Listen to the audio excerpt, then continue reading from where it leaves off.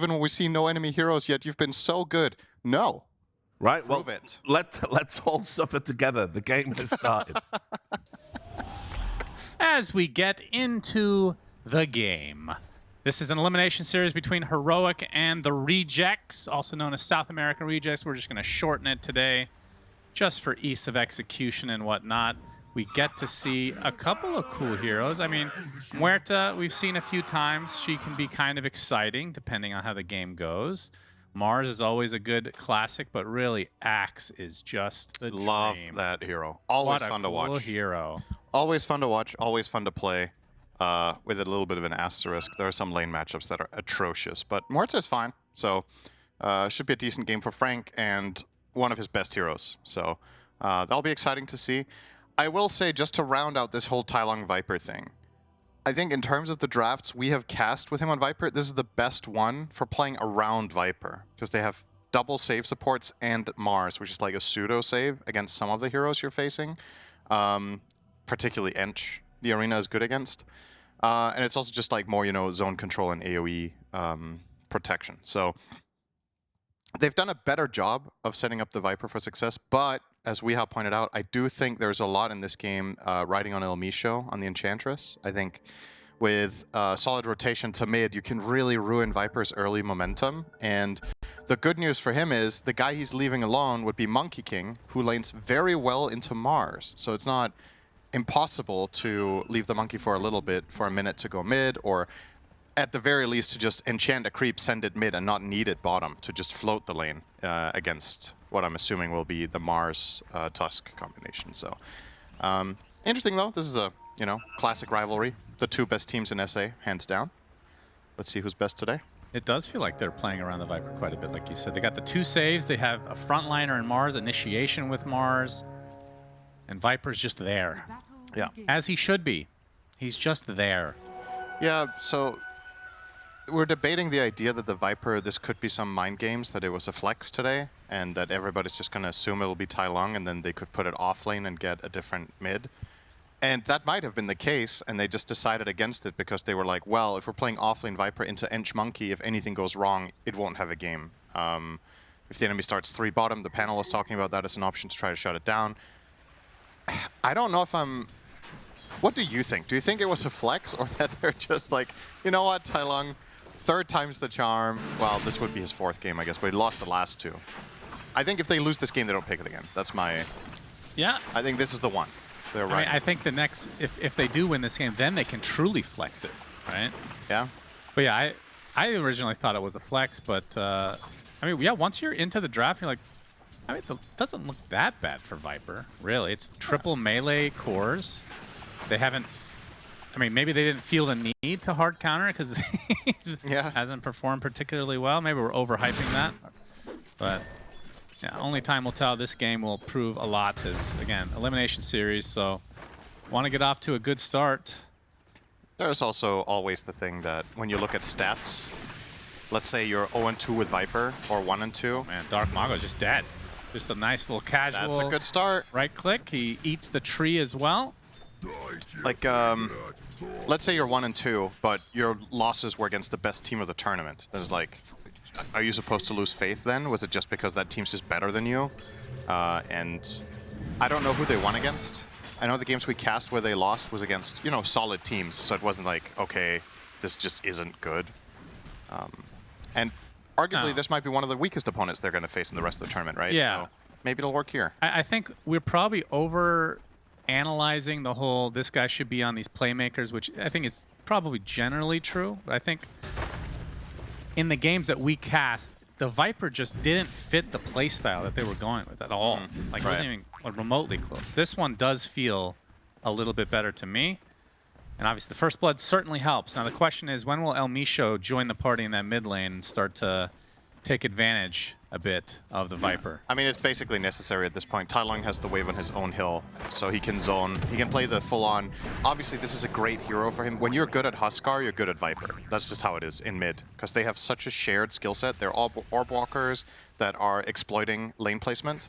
So he knows the tricks. He knows what to do here to try to bully the Pango as much as possible. Pango now barely overtakes his position 4 in net worth minute 3. Yep, 7 CS. And Viper is 14-3, which isn't, you know, this doesn't look like an absolute landslide victory, but considering that the Pango also died, he is almost doubled up on net worth already by the Viper. In other lanes, up top, this should be a fun time for Axe. I think Axe Hoodwink is an incredibly powerful lane. Hoodwink just seems like the 4 of the tournament, together with Rubik, I guess. Oh, misses the dead shot, but doesn't matter. Frank, he's only level 3 right now, so doesn't have Berserker's Call. 2 in the Battle Hunger at the moment. Yeah, it's a good shout to go 2 Battle Hunger here. You can really bully. The level 3 timing of this lane is very, very strong. Looks like they made sure for Axe to get way more experience too than Schofield, who is going for the kill here onto King Jungles and should get it. Oh, nice fear, but a new Battle Hunger will finish the job. So. Schofield really wanted that one. Okay. Yep, apparently. Yeah, so not too shabby in the top lane now.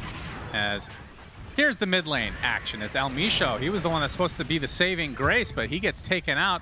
The Olakor blocks him in with the shard, so Tailong with another kill to his name. Yeah. There's a couple of ways of doing this move with Ench. Either oh boy, get the water, and that's actually really big here. Oh boy. Oh, that's a huge kill though. Yuma, I didn't think he'd be in peril at all, but caught off guard apparently by Frank, who now has Berserker's Call. I think on paper the Radiant lane is just stronger up here, so I'm not too surprised they find kills. The one on Muerte in particular is obviously amazing. So we got this dichotomy here where the safe lane of Heroic isn't doing well, but the mid lane is stomping, which, you know, is probably overall good news for them because we just want to see a game from Tailong on this hero where he gets to pop off, so we can have that justification of why they value it. Because we've only seen like the bottom version. Yeah. Oh, Dark Mago. Okay. Not sure what that was, but Tailong still winning the lane. It feels like when Dark Mago just has these moments in some of the games we cast where it's just like facepalm, like worthy, just over aggression. We've had a couple of blinks on Queens of Pain where he just goes too deep.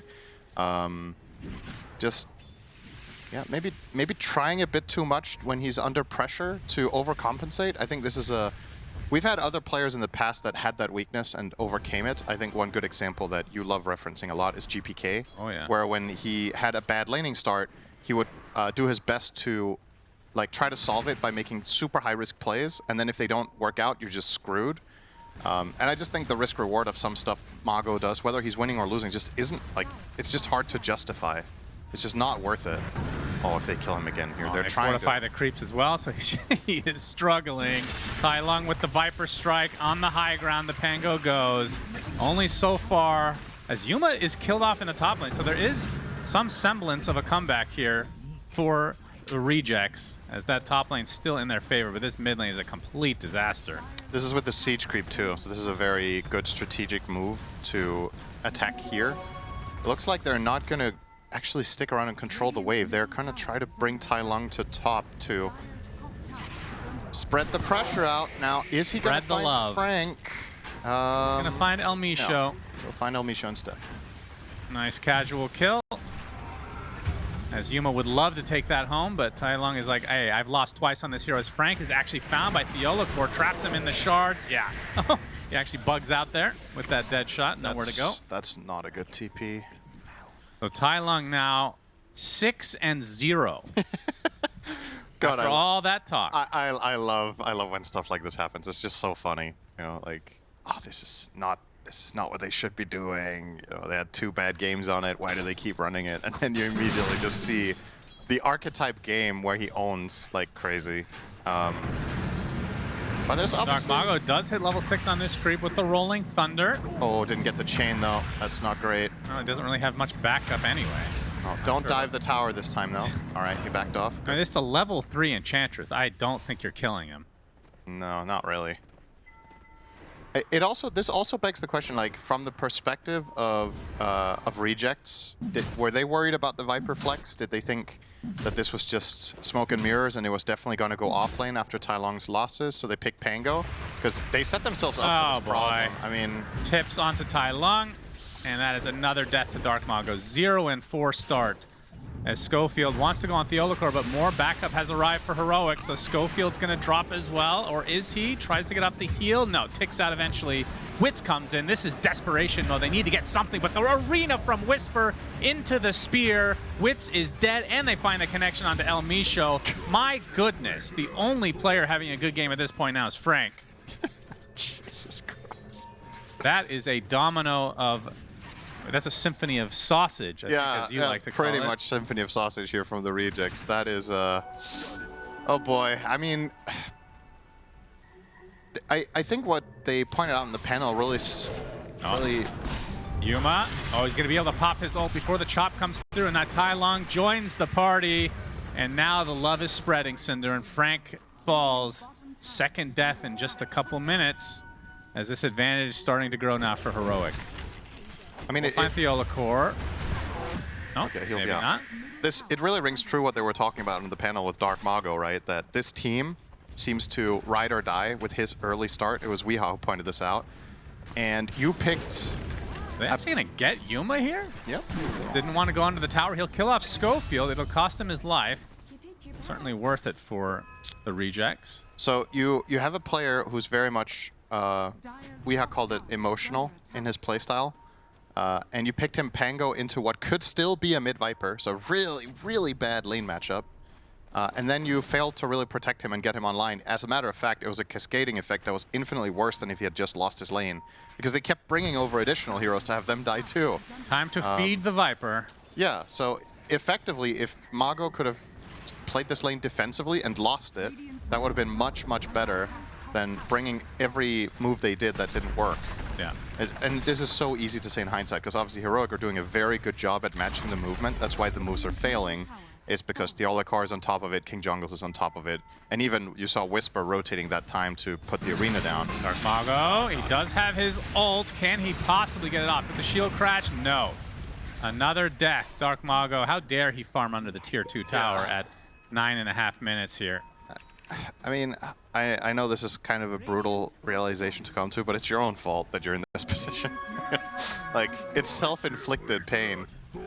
I think... Yeah, I think going into that matchup, Pango versus Viper versus Huskar versus Quap. It's like the 3 worst matchups in the entire game for Pango. Yeah, they're just super hard, and you just have to tank it. Yeah. It's just one of those things. That's how it is. It's hard. If you're gonna try to solve it with an edge rotation, it needs to be either before Pango is completely curb stomped out of the lane, or you're gonna bring the Hoodwink as well, which is exactly to mirror what Heroic did. A lot of the moves in mid, they've brought both supports.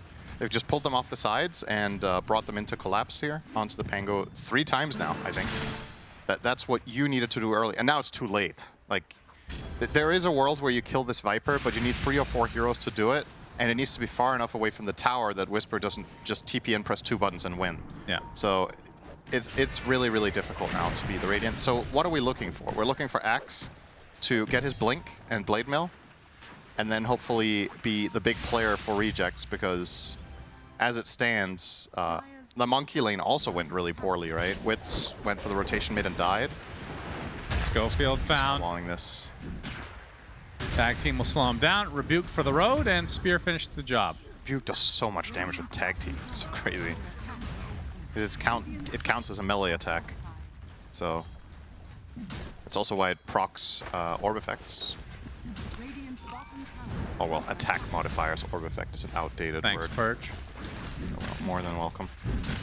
We still do call it orb walking, though.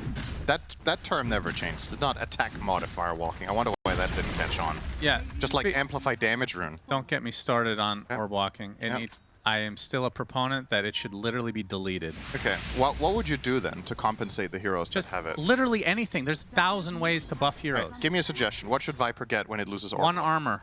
Okay, that seems like a great, fair trade-off. Yeah, why not? I wonder how much its win rate is going to drop by from that. Dark Mago. So Be able to get out. Shield crashes out of the ice shards. You hate the things that make heroes No. unique and cool. We No. talked about this yesterday. You blamed me for it. You said, I don't like cool Yeah, stuff. the difference is when you're using Harpoon on a tree, no one is crying other than you. If you're orb walking somebody as Viper or Huskar, one of those 2 people wants to die. Okay? Well, it's pretty easy to die to orb walking. Yeah. So they can get their wish. How about you play better? It's not fun. It's not a fun mechanic. think a lot of people would argue that playing against Lone Druid's bear in lane is not Something fun you either. could do so to you should just delete the bear. Something you can compensate is give him more range when using more attack range when using poison attack. Okay. That So more attack range. He already has more. it's fine. Yeah. Okay. There's a million ways to buff it. Okay. Let's not get into this discussion. That's fine. Already have though. Yeah. Dark Always Mago good has to start off your morning angry. It's Dark Mago has his defusal. Almisho spotted here. Already got off his heal. Yuma though, gonna put down the calling, and Deadshot finished the job. Kind of interesting that Tai Long. I mean, I guess it's just a totally different build, but he went for treads instead of the boots of travel. I figured, regardless of the build, because he's going more right-clicky now with the Hurricane Pike. But I figured if you're dominating that much, I figured boots of travel is just the go-to, isn't it? Normally. Yeah, most of the time mid-Vipers do tend to go that. I think the reason mid-Vipers mostly go travels is because they mostly don't go right-click. If you do go right-click, I think this build is appealing. I'm not going to say it's just straight up better, but I think from his perspective, there's two ways of thinking about it. I'm snowballing, I should get travel so I can go everywhere. The other one is I'm snowballing, I'm going to farm up a storm and carry the game. And his side lanes don't need help, so he can do whatever he wants, and this will ramp up his farming speed, it will ramp up his combat prowess, he'll just have more health, more attack speed, he just tread switch, etc. So I don't mind it. Maybe if the early game went worse, he would have got travels. Who knows? But it's an interesting hero. There's honestly there's quite few heroes rather in Dota at this point that have this potential. Like almost every carry goes either treads or phase, depending on what hero they are. Very few heroes do one or the other. Like, there's like a handful of heroes where it feels like you can go either treads or phase. Almost everybody is only one of them. Yep.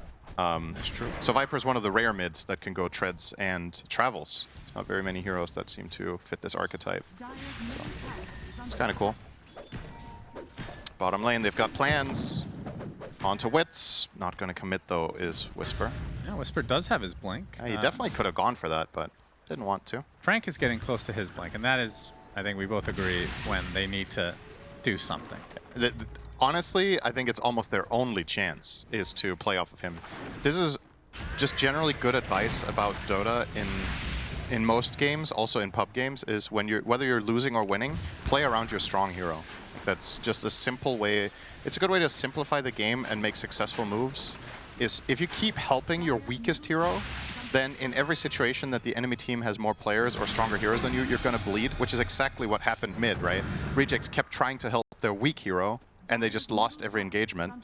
Whereas if they had played around Axe, perhaps they could have dove them where it's a top and actually got this hero into the game 2 minutes earlier, and then maybe he could have recovered everything. So I definitely recommend just listen to Frank, do what he wants.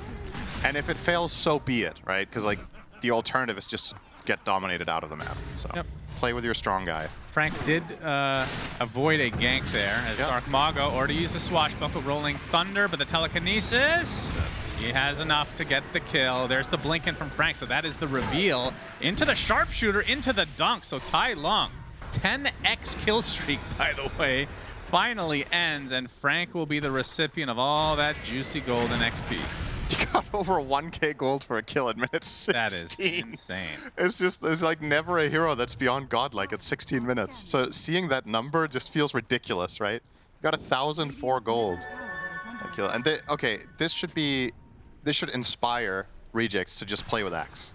Now obviously that was the dream scenario where Tusk isn't nearby to protect and Rubik doesn't have his shard yet. Oh, Wits. He's gonna spot this. Well, this could be really big. It could. Oh, he's actually gonna jump in a little bit early. Frank goes in with kills off Yuma. A double dunk.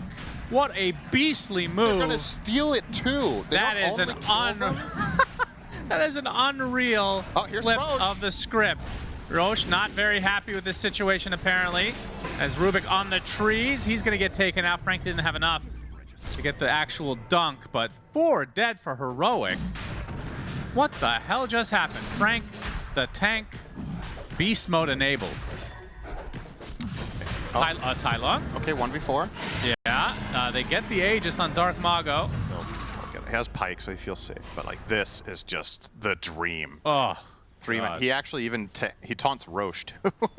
So he's just getting a bit more spins off. And all right, Heroic just lost their entire lead, by the way. Yep. X is now top net worth by 1,000. And Pango is in a playable game state now. He has Diffusal, almost level 12, and has the Aegis. So a little bit of pick-me-up here for Dark Mago. 0, 6, and 1 now. Okay, so here's the thing that... It's kind of funny that I just talked about this concept of playing around your strong hero. What did Heroic just do? They went for an objective when their strongest hero was dead. Yeah. So they played without their strongest hero and put themselves in a potentially compromised position. And the rationale was probably, Rejects aren't going to think we're going to do this, right? It's like, why would they think we're roshing? But you have to remember, you're not showing anywhere on the map, and you have Muerta Tusk. It's not rocket science to put 2 and 2 together and be like, we should probably check this. And if they're not there, whatever, you know, then Monkey King wasted 150 gold to check, and you can go back to playing the map. So I just think the risk-reward of that from Heroic is completely unreasonable, and they could have made the same play 30 seconds later with their Viper, and maybe they just win the game. So... Oof. Oof, oof, oof. Yeah, that is... but hey, good for us. Now it's going to be entertaining, right? Now anything can happen in this game. That was something else. Frank literally 1v5ing here to get the Rejects back in this game, and he's now close with all this influx of gold, close to the BKB. I mean, it's kind of crazy, right? Axe generally is not a hero that brings you back in the game. He kind of usually snowballs winning positions and takes it over. Imagine if Axe didn't have 2 good moves back-to-back, how dire this would be looking, right? Yep. So they really, really needed this, and it does happen occasionally. So, man, look at the win graph of this game. Holy shit. It was an 86%er at 10 minutes, and indeed, we're back to even. So, okay. 20 minutes coming up. There's Tormentor. Radiant have Aegis, and they have pretty good heroes to fight there if they want to, so they can consider it. They also pick up the Desolator, which makes it a lot easier to kill. So, wouldn't be surprised to see the Radiant team look for that. Nice play here from the Monkey King going for some surprising ward placements. Okay. It looks to be fine. It's hopping all around the place. We'll be okay. Oh, there's a courier. Hello. Oh. Oh, yoink. Nice. He has the ward to play off of here. That's why he feels very safe sniping this. He knows exactly where the enemy moves. That will be dewarded. Yeah, you'd think so.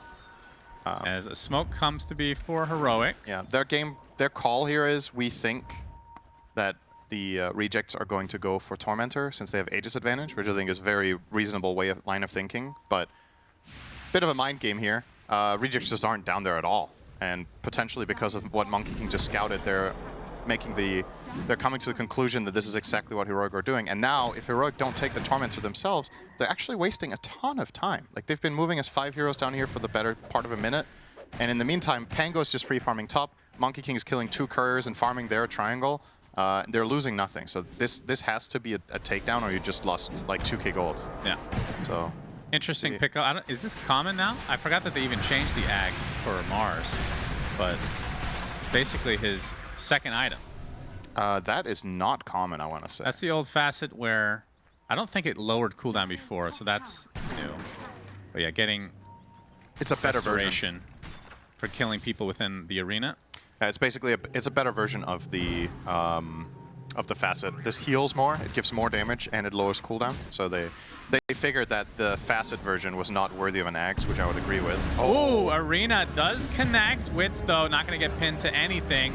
Puts down his Wukong, but he just gets speared right out of it. Into the calling, into the snowball, and into the grave. Nicely done from Heroic. He was very alone over here. Probably just didn't expect We didn't really, I mean, it didn't occur there technically, but we didn't really talk about the breaking of the trees with Mars Arena. Very good against the Monkey King as Tai Lung. He's getting gone on. Bushwhack into the Rolling Thunder. Sharpshooter as well, but he has a Hurricane Pike. And now extra bodies. But Frank jumps in with the Blade Mail, looking for the chop. The spear is there, but they get the snowball just in time. Tai Lung is more than fine. And now Frank is having to run away. Schofield taking the brunt of this damage. He'll be ticked out easily. And Frank blinks away to safety. So it could have been a disaster there for Rejects. Yeah. Better get out of there. I like their idea to try to go on the Viper. I think doing it this close to the tower with this hero combination just isn't quite enough.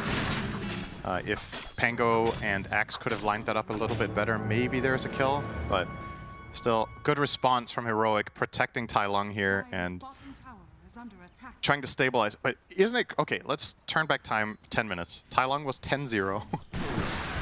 He's now level 14. The Pango is level almost 16. Isn't that like unbelievable? This is like turbo mode. One player is 061, the other's 1113. Yeah. And the 1113 player is behind on experience by crazy. almost 2 levels. That is really crazy. So obviously the net worth still is in Viper's favor, but only by 1,500. Like, this lead isn't meaningful anymore in that matchup itself. I still think Heroic's lineup overall going the stretch in this game is, I just think it's probably better on paper, especially the Muerta matchups are really good.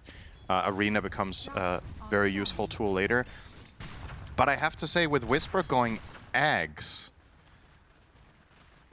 I think you're kind of,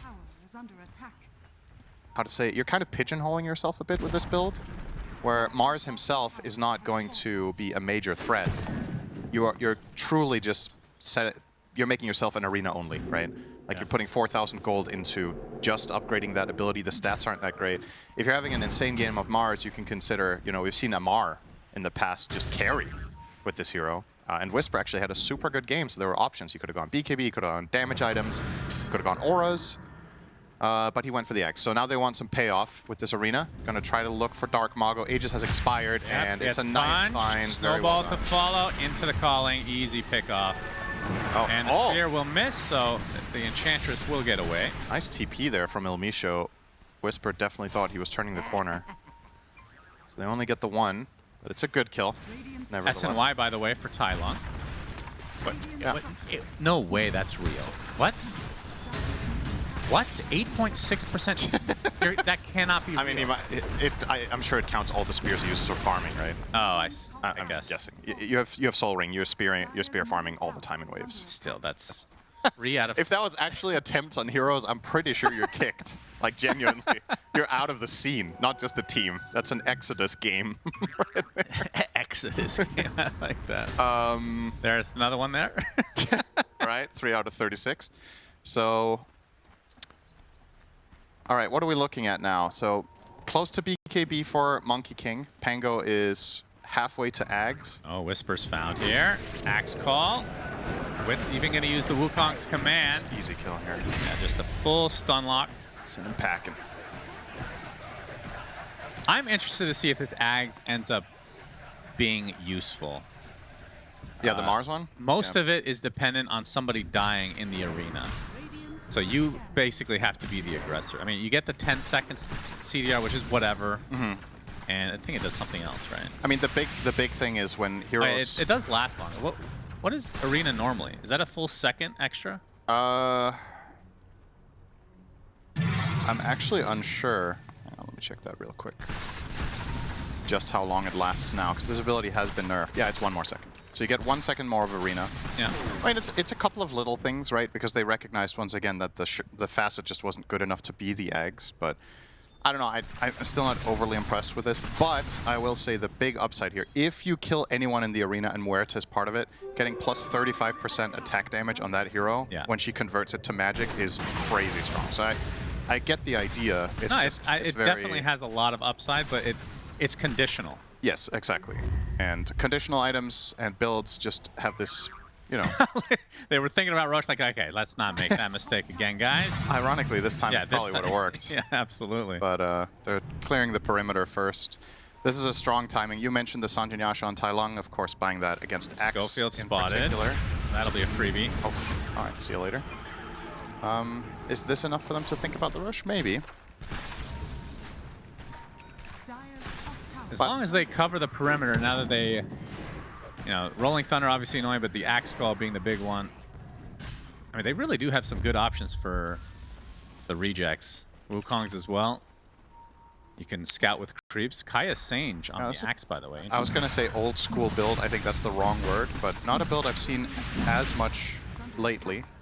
But it's a surprisingly good item on the hero, so don't mind it. There were some other options, of course. Does Chasm Stone work on call? On call, yeah, it Feels like that would be a really good value item, no? Yeah, that's true. You see heroes like Hoodwink buy it for... I mean, it definitely should work. I also think Schofield should buy one. Tai Long, he's spotted. This is going to be a full smoke. Oh, They don't fully connect. They're anticipating there to be good protection. Also, this is a pretty bad spot to jump Tai Lung because he can pike to the high ground. So I think maybe wisely, with the lack of information. Dark Mago's going to have his Aghanim Scepter revealed here as well. That's a big, big power spike. Now, the dream situation here, I think, for the Radiant is to jump on Mars. And for the Radiant, you just want to get a good arena off. It's very kind of a binary situation here. Oh, Whisper, that's a potentially good arena there. Not going to go for it. He only sees the Ench. Doesn't want to overcommit on this. Ench with a 4-step in the backpack. All right, he's going to swap it in. Probably a good idea. Oh, see Tai Lung. Okay, they use the Viper Strike onto the Ench, and there's the Rolling Thunder response from Dark Mago, but that's a full disengage, although they get the Balance Strike onto Tai Lung. Still pretty healthy. Witz is already going to pop the BKB with the Wukongs as well. Do they have the save? KJ gets the telekinesis. They're going to be able to take out Schofield, though, to start this fight, but you can see the Viper is all alone, a little bit late on the arena, and the Spear completely whiffs, but the Muerta comes in with the ult, and they delete Witz from the face of the map. Just gets 2-shot there. This fight is not over yet, though. Dark Mago spotted, punched up in the air. There's the call, though, and the dunk onto Yuma. The biggest kill, the double from Frank again. Spear comes out, not going to be doing too much as KJ looks to be next on Frank's list. Chop number 3. Yeah, we should... I hope we get a replay of this. This is just not good enough formation for Heroic at this level, right? Viper cannot be on an island for 10 seconds without protection. The only thing they got on him was a defensive telekinesis. Where's the Tusk Snowball? Like, if you're waiting for Blink Call from X, it did happen. And Tusk was still unable to connect, so they kind of just left Tai Lung out to dry. He just got well, he didn't get soloed, but he got very minimal protection. He's just the centerpiece of your strategy. You can't just let this happen. Like, he's genuinely being 2v or 3v1 for the better part of how long? Like, Teolikor is killing Schofield here. And unfortunately, I think the telekinesis, if he had just put him closer to your down team, right? the south side. Put him down toward Whisper so he can arena for you. Put him down to your Tusk so he can snowball for you. Like, this is very backwards from Heroic, and it's going to cost them dearly, right? That was a pretty major loss. Now, they don't lose Roche, which is the good news, because Witz was the casualty here, so they couldn't kill the big guy. But it's still... and also, of course, I mean, mechanically, some misplays, right? Whisper misses the spear completely, even though he has shards, so he gets 0 connections. Oh, back in live. Okay. Good news for Heroic is they will still get the Roche. They will, which a bit surprising. Yeah. I guess they didn't have enough in the tank to take Roche out themselves. That's very good news. Aegis is the best item in the entire game against X. So that is going to help Yuma a lot in the coming fight with safety and confidence. Interesting choice that they give it to him, to be honest. I thought they were going to put it on Tai Lung. But yeah, it feels like a transformation hero, so but it does offer that layer of protection where if you get called before you can get anything off. Yeah, I get that rationale. It's just in every situation where you get ulti off in this game, you don't die. Whereas Viper can very much just bully like crazy in the front line because it's a hard commitment to take him down. He has so many stats. But you know, maybe the overall call here is we're trusting in Yuma to carry. And if you want to hit towers, I still don't know who's better to put it on, to be honest. But you might want Viper to do that as well, since he's going right click. But okay, did Tai Lung stop his Skadi? So he bought an ultimate orb, and now he's going BKB. So he decided to do things in different order. Okay. This is basically, my team isn't helping me with the saves. I'll do it myself. Yeah. I personally think he should finish the Skadi. That's and they a pretty expensive stopgap, I have to say. I think finish the Skadi, and you just need to, as a team, just need to protect him better. Right? Like, this is... Having a casual ulti orb, it's atrocious value. It's one of the worst items in the game for what it costs, which is obviously by design. Because if this was an economy purchase, it would be the most broken item ever. Oh, Tai Lung, he's getting gone on. They have the Wukongs again. They have everything. Very easy kill. All right. Let's think about another thing in this game, except the actual game state. Let's think about the mental here. You were 10-0. You were completely on top. Your teammates were tipping you. You were crushing it. You're a young player playing a high-stakes game on LAN, a little bit of experience, and it feels like your world is coming crashing down right now. It's like, I was winning this game so hard. Where did it all go wrong? You're cutting your item build in half to readjust, and then even though you're doing that when you're farming, your teammates still aren't protecting you. in the mid lane when you're farming. So yeah, we brought this up at the beginning of the game. They have 2 saves, especially with the short onto the Rubik's. So how are you going to communicate and how are you going to adjust your playstyle in the game to fit these conditions? It's like the mental side of things is like arguably the most important thing, whether you're stomping or being stomped. They keep getting objectives despite losing these really important heroes. It's costing them a lot of gold, though. I mean, hey, he gets a little injection here, Cinder. Yeah, that's good. You can hit buildings. Yeah, I think he's going to think twice about hitting anything right now, but eventually. It's very important for Heroic that they are getting these objectives because they're getting mega out-farmed. And that's obviously a consequence of how much they're grouping up. But they're not grouping up with Tai Long. He's like the one guy who has no protection in the moments. Just, yeah. Not the greatest from Heroic, and unfortunately, I think if you look at this tournament as a whole, the games we've cast of them, they have just been prone to make some pretty critical errors. We had the series as well yesterday, or either it was yesterday or the day before, where they were in a really good position and kind of just dropped the ball. So, gotta tighten up and avoid those critical mistakes, because in terms of individual skill, in terms of snowballing, this team is incredible. Some games they're like elite level, where they just do everything right, seemingly for the first 15 minutes. You gotta bring it home.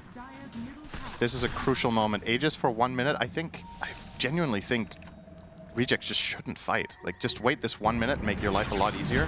Yeah, well, they're gonna start it off. They will, as they're gonna find the connection. Again, that's a Tai Long. KJ. Finally. There's the snowball save. Aegis already consumed. There's the arena with the spear, but the Viper is already dead. Double kill for Wits, and now Heroic on the run. As they're gonna try to protect their Muerta, but she's just gonna get called. She kills off Frank inside the call, but now connections are made. Stun locked for days. Triple kill for Wits now. And this is just gonna continue on. 4 dead for Heroic. Feels like we have seen this a time or two. They did get the saves eventually, but it just felt too late. Like he had such little HP at that point. He was already down to a third when he got snowballed, and the arena comes in, but again, this is a compounding problem, right? Because of the previous deaths Viper had, where he was the strongest hero, he is now missing the item that would have saved his life there, which is the PKB. He still doesn't have it because of prior 2 to 3 deaths.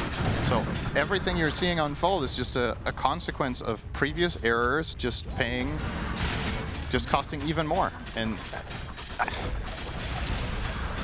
if you lose this game as Heroic, it's gotta be hella demoralizing. Oh yeah. Right? It's like you had everything. Your mid hero was 10-0 at 12 minutes or 13 minutes, whatever it was. Or set us down. They get a range barracks, but there's enough heroes up to try to fight this out. They're gonna try on Wukong's command. Oh, the telekinesis back in. Okay. We'll force staff away. Tai Long staying alive. Your favorite item, the harpoon, was pulling him in. That's right. Very important. Bring that up. If this balance strike's not going to hit, but Tai Long is still low enough for them to take out. Oh, it hurts. He has buyback if he needs to use it. Man. As the rejects, they're not able to finish the full set. There are some siege here as well. And Yuma, it'll be enough to defend at the very least, but this 5 deaths now on the Viper after starting 10-0. He's been 1-5 since. Fuck me, man. This is... I feel like, I don't know, I feel like Caps is just like, I think he's run out of palms to face in at this point. It's just, you're watching this as, I think this is one of those games that's just, when you go as a coach afterwards, win or lose, and you need to rally the troops and figure out what to do for the next game. It's just, I think you have a bit of a challenge ahead of you here. Oh, I think they am I not mistaken that they stacked the telekinesis and snowball? They might have also, for what it's worth, I don't know if that would have changed much. I think the moment the Pango roll connects, he's going to be able to roll through and finish the job too. But it's really great teamfight execution from Rejects. They're exploiting every moment of opportunity they get and isolating and killing the correct targets. So as much as we're criticizing some mistakes from Heroic, got to give props where it's due, right? It's Rejects from a terrible position have managed to swing this game completely around, making tons of good moves. And now, oh, Axe went Conda. That's cool. Oh! Now this doesn't break anymore. It would have been insane. The old Conda would have been a gimme here against Viper and Mars, but it still drastically increases the damage of culling. Wait, it does break. What do you mean? Wait, what am I saying? You're saying incorrect. You're spreading lies. Forget what I said. So it's good against Viper. It's good against Viper and Mars. I had a brain fart. How does that work with... Really major one. Oh, the jump in onto Muerta. There's the save. Fast snowball. Good. All right. Frank already popping the BKB. Run to the damage now onto the Tusk will be the sacrifice for Heroic. Dark Mago has already used his Rolling Thunders. There's the Pierce of Air from Yuma. Gonna pop the BKB to avoid the stun from Dark Mago, along with the Boundless Strike as well. Oh, the call Heroic missed. on the run. They're gonna buy back onto the Tusk though. There's the Viper Strike onto the Axe. Down and out, and now Wits kind of all alone. Puts down the Wukong's command, gets the Jingu stacks as well. Good spear to buy some space. As Yuma gonna focus on the Enchantress, gets the break, but they're gonna lose Whisper in the midst of all this. Oh. Big Boundless Strike from Wits coming in with that shard, but he gets telekinesis. Tag team is destroying him. Wits will drop to the deck as Dark Mago, the last remaining member, but not for long. Heroic prevail in a fight after losing fight after fight after fight. Are they back in it now? The critical difference this It cost time. a buyback. Fast snowball, and the initiation was on Muerta, not Viper. Those were the two main differences, and of course Tai Lung has a BKB this time. So Heroic, they find a timing, now they finally have some stuff, and ironically after we just said this is an insane Conda, that's the worst fight that they've had all game, more or less. But this was a mixed bag, right? This is a great snowball, very early, he's on 85% health, so, and some serious damage coming out of that obviously onto the Theolic Core, as you pointed out, he will die. But with this call down, and with the roll being BKB'd off by Yuma, he gets to play the fight. Big Lotus there too. And this call, if this call hits, totally different story, but not connecting from Frank. And Whisper finally, had Arena Heroic. this whole time too. Yeah. Huh. Interesting. Finally, this axe has not paid off. I don't think they've got a kill inside the He arena. didn't use it at all. No. But didn't need it. You'd think even, like, maybe that's a downside of it as well, but having the axe, just using it on somebody that's about to die could also be a huge benefit. Just to get that restoration and the attack damage. Like, Absolutely. I think it's... I agree. just I mean, put it down. there shouldn't be a fight without it being used when it's this long, right? You have to get some arena off, but... All right. Weird game. Entertaining game, though. That's all we can hope for. All right, so Tai Lung, like you said, his BKB is done, and oh boy.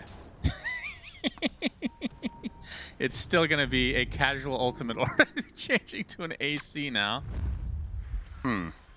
Still think the Scotty would be fine. I mean, he just wants more armor for protection against Monkey King, I'm guessing, and Pango. It makes sense to get a plate mail item, of course, in the build.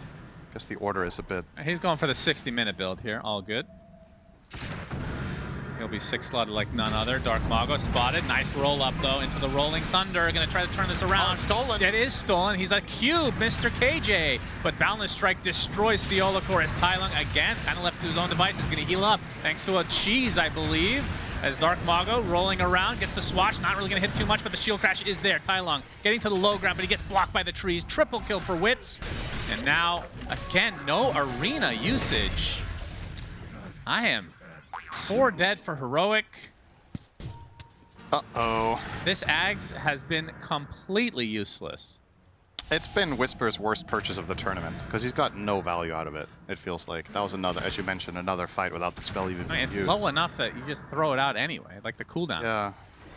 I get that you don't want to waste it. If people are BKB and they're just going to run through it, or you don't have a good target to isolate, of course, like, you don't want to use it for nothing, but once again, if you're in a position where it doesn't get used, that means the fight was bogus to begin with, right? Like, you have to find better fight selection than this so that you can activate the potential of the hero. It's just so much wasted net worth. This is 2 lanes minimum. Indeed. Mid is gone, top is gone. If they make the call... Oh, never mind, they're still tier 2 bottom. I don't think we're hitting tier 4s here. I think we're taking Roche, if you're the reject side. And they're pinging it already. If they get this Aegis, surely this is... I mean, I say surely it's in the bag, but... You never know. I would be more worried for Heroic in this position than I would for Rejects, because I feel like they're just more prone to make these late game errors. So I think for Rejects, this one... A better track record of converting these positions to consistent wins as of late. This Aegis will be going on to Wits on the Monkey King. So also refresher for Dark Mago. You got a cheese on Axe. By the way, you mentioned the Viper being healed in the previous fight. That was another greater Lotus from Rubik. And King Jungles, that was actually a cool play. He did it while rolling through the Viper in the cube, so he could reach him. So he did his best to help out his buddy. But once again, unfortunately, the timing of the Tai Lung finally getting the help he needs is too late. And I said, if you're losing this game, you're not picking him Viper again. Yep. He is going to have a really hard time accepting this loss, Yes, I think. he He's will. like, guys, this is why won. we picked. I destroyed this game. I mean, they basically won the game at some Absolutely point. obliterated. You can't ask for more of me. Yeah. And still, it wasn't enough. Well, Dark Mago has a refresher, so the shard can be passed around. It's actually going to be on Wits. I was thinking Frank might take that. Double call seems to be a game ender in many games from the past. Doesn't really have room to hold it, though, unless he wants to drop his boots, I suppose.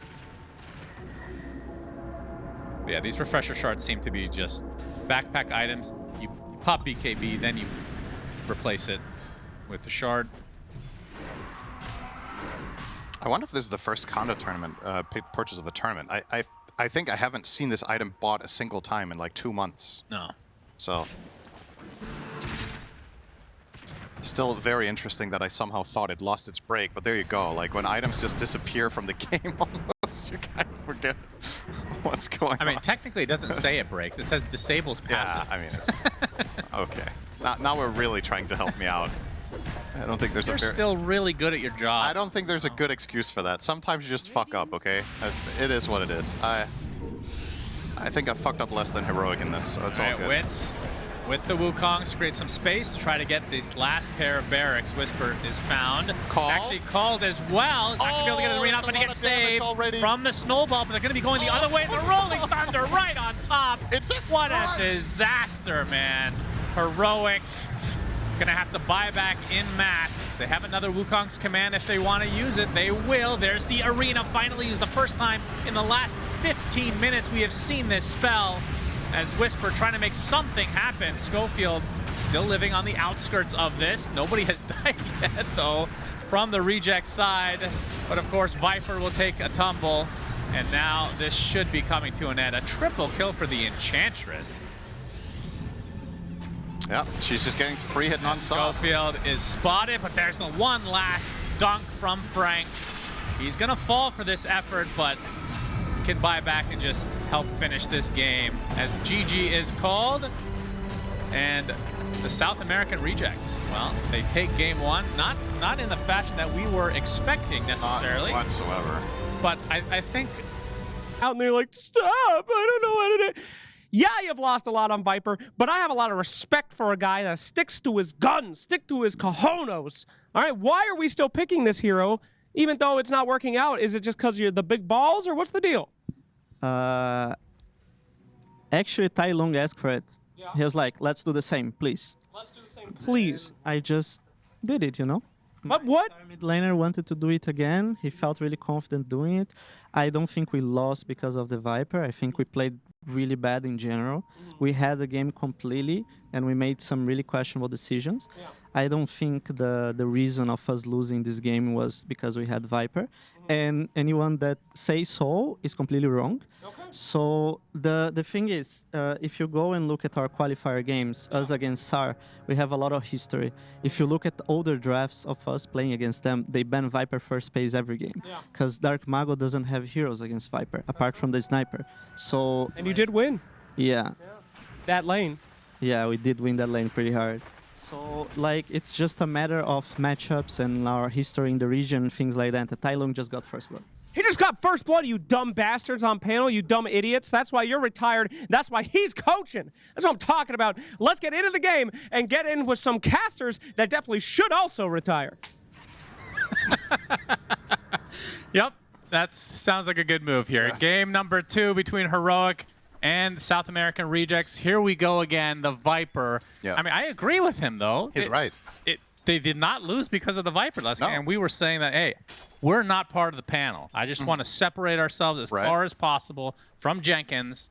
The other two are okay. Just Jenkins. Want to make that very clear. Even though we're business partners and we're losing a lot of money together, still want to separate myself from him right now, just to play it safe. But yeah, Viper again, and I actually respect this I do too. because you know it wasn't the Viper's fault. Okay, And so again, it's against triple, I mean, Brood doesn't really count, I guess, but triple melee cores. And he's already gotten first blood against the Pango. There's a very important distinction to make when we say it's not Viper's fault. I do think it was largely Viper's fault, but I don't think it was the pick's fault, right? And as the coach, he's in there. His player is asking for a do-over, which is essentially Tylong saying, guys, I fucked up, or we fucked up, right? One or the other. That game was, Viper was amazing for what it was supposed to do.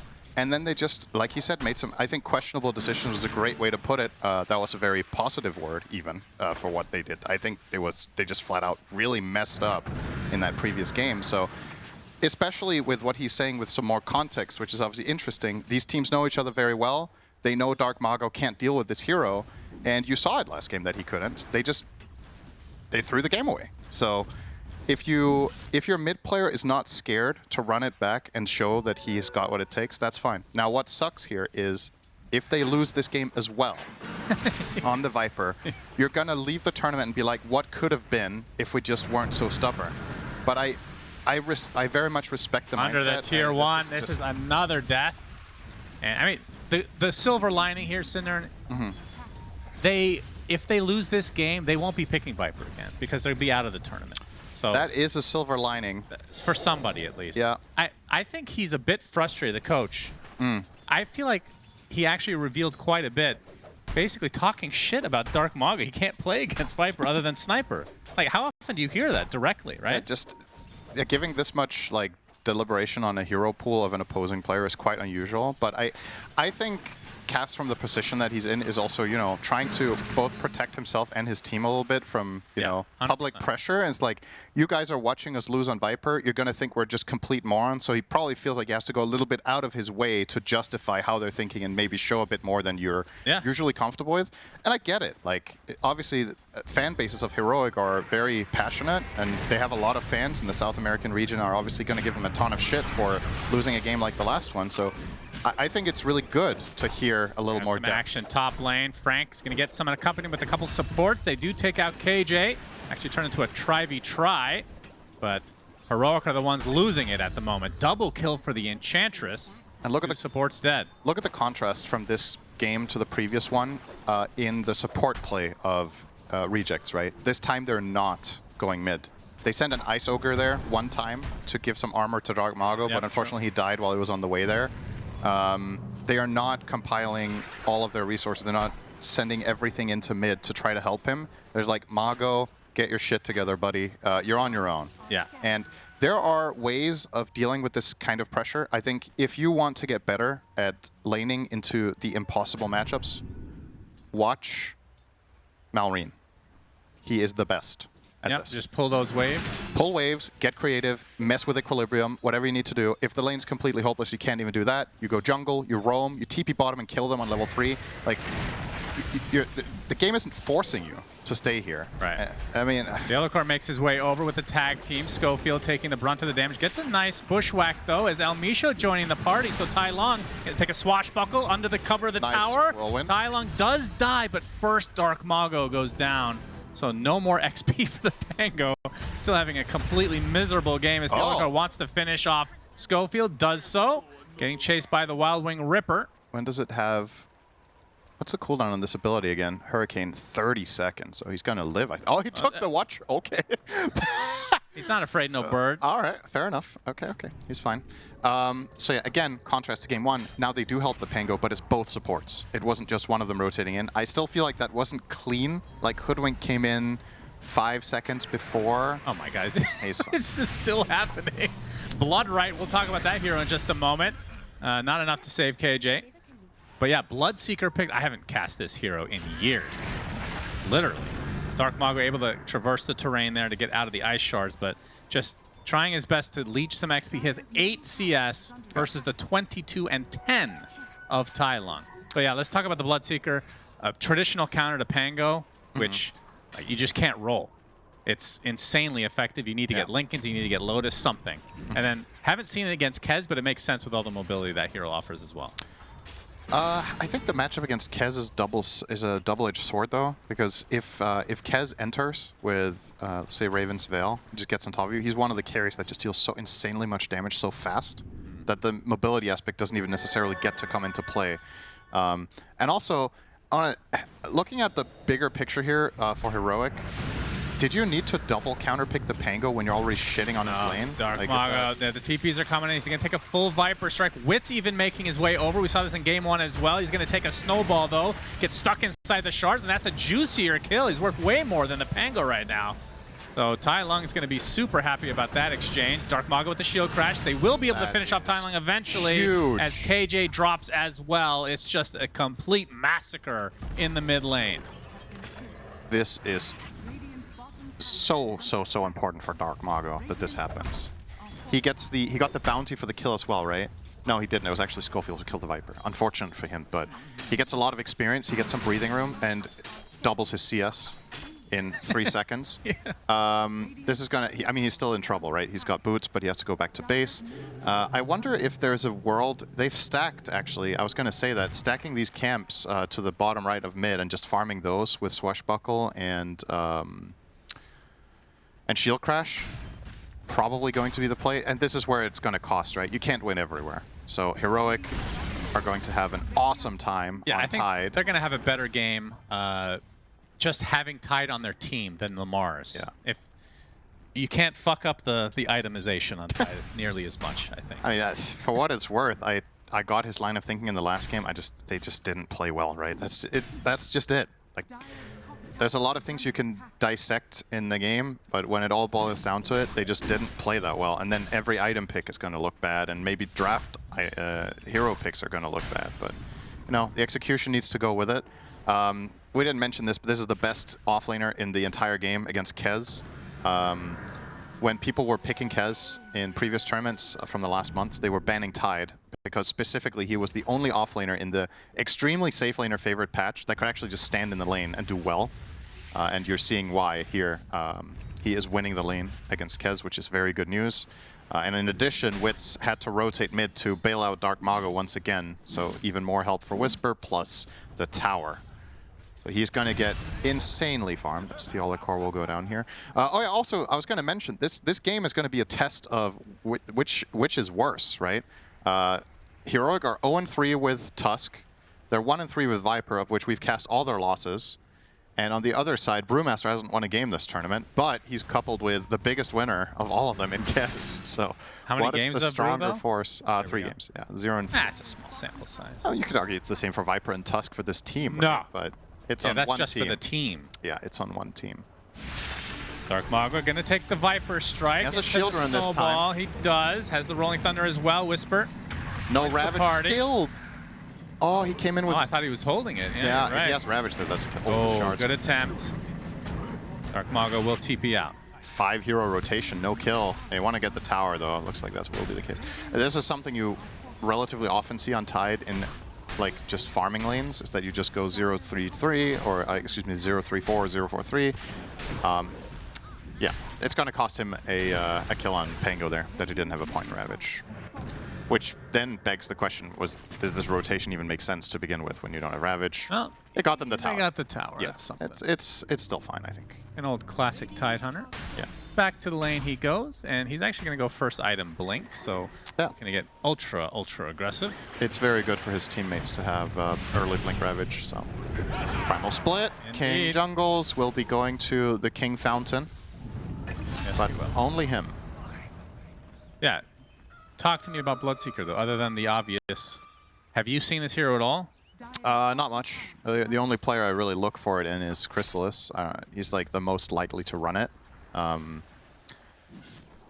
It does feel like, other than the Rupture aspect, Yeah. Kez, like, against melee carries is especially good, it Yeah. feels like. I would agree. I just the main thing that has me questioning the Bloodseeker pick a little bit is that if you're picking it to counter Pango, don't you already feel like you have him cornered with your Viper mid?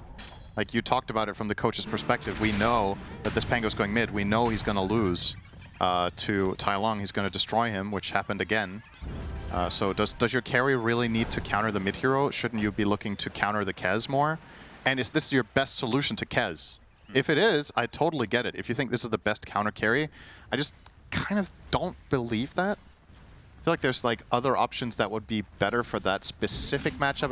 If that was what you were looking for. I don't know if Beastmaster's in the pool. Faceless Void definitely was, but maybe you're concerned about Void plus Tide then, being a little bit too cooldown reliant.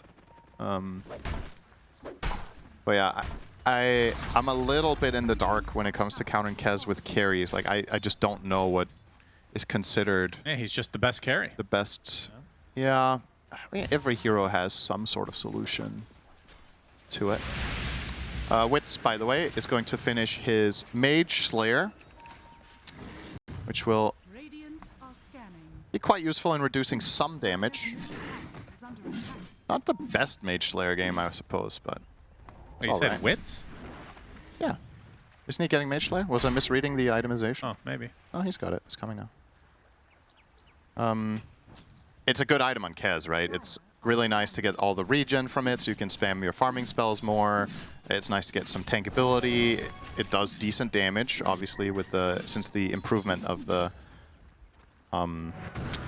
passive, which is, by the way, called. Don't look. What do you think the passive Mage Slayer is called? Slayer of Mages. I was pretty close, actually. It's called Mage Slayer. Damn it. Valve were having a really great day that day. Zero inspiration. Thesaurus.com was down at that time. Is it going to take the Veil from Wits, but he's going to take a full Rupture, and it's only a matter of time before he drops. Okay. Good kill for Tai Long. I mean, maybe the play for him is to not get 10 kills without deaths. Sprinkle in a couple so there's no comeback mechanic there. Yeah, and keep him grounded. Yeah, you don't want to get too cocky with Yeah. these young players. That's right. Diffusal now there for Dark Mago. I can't remember what time he got it last game, but Slower than this. This is a better game for him. It's still not great. he's still bottom net worth of the cores. Faster than average, really. I mean, these stats, you always got to take them with a grain of salt when it comes to what is in the build on average. Is he missing, like, let's say the average Pango goes Orb of Corrosion, which is not true, but just as an example, then obviously this will be fast because he skipped Orb of Corrosion. He also doesn't have a magic stick because he was laning against Viper, so you know, this like True. it's always I think what's more interesting is comparing it to the last game, where it's definitely faster than previous game. Nice kill on the Theola core here from Wits. Oh, just in the middle of nowhere there, to be honest, but all right, brings him back a bit. Yeah, Whisper has his blink. So now the question is, oh, he actually almost has Shard as well. So that is especially good against Pango Great against and Pango and Kez. Kez. Yeah, I love this. And, I mean, Brew can pop Primal still. Yeah. It's not good against Brew, but it's very good against the two other cores. It has some merit against Hoodwink too, to be honest. Just preventing her from using Scurry through trees and just keeping her in place is very nice. But primarily, I would imagine targeting the Kez with this. Once again, I wouldn't want to see them target their entire strategy around Dark Mago. I think he's already countered enough. Find ways to deal with Kez. Your itemization should counter Kez, and the Shard for me ticks that box quite well, so it's all good. And Wit's trying to get some farm in the bot lane. He's going to get some action. Only two members of Heroic here. They're going to use the Viper Strike. The Veil is activated. They put the Sentry down for the Vision. Gets off the Grappling Claw. Now Whisper joins the party, and that should be the death of the bird. Nice pick off for Heroic as they have now a 3K lead. Yeah, gotta question a little bit how Rejects are choosing to spend their resources here. Just both supports huddle together in their own triangle.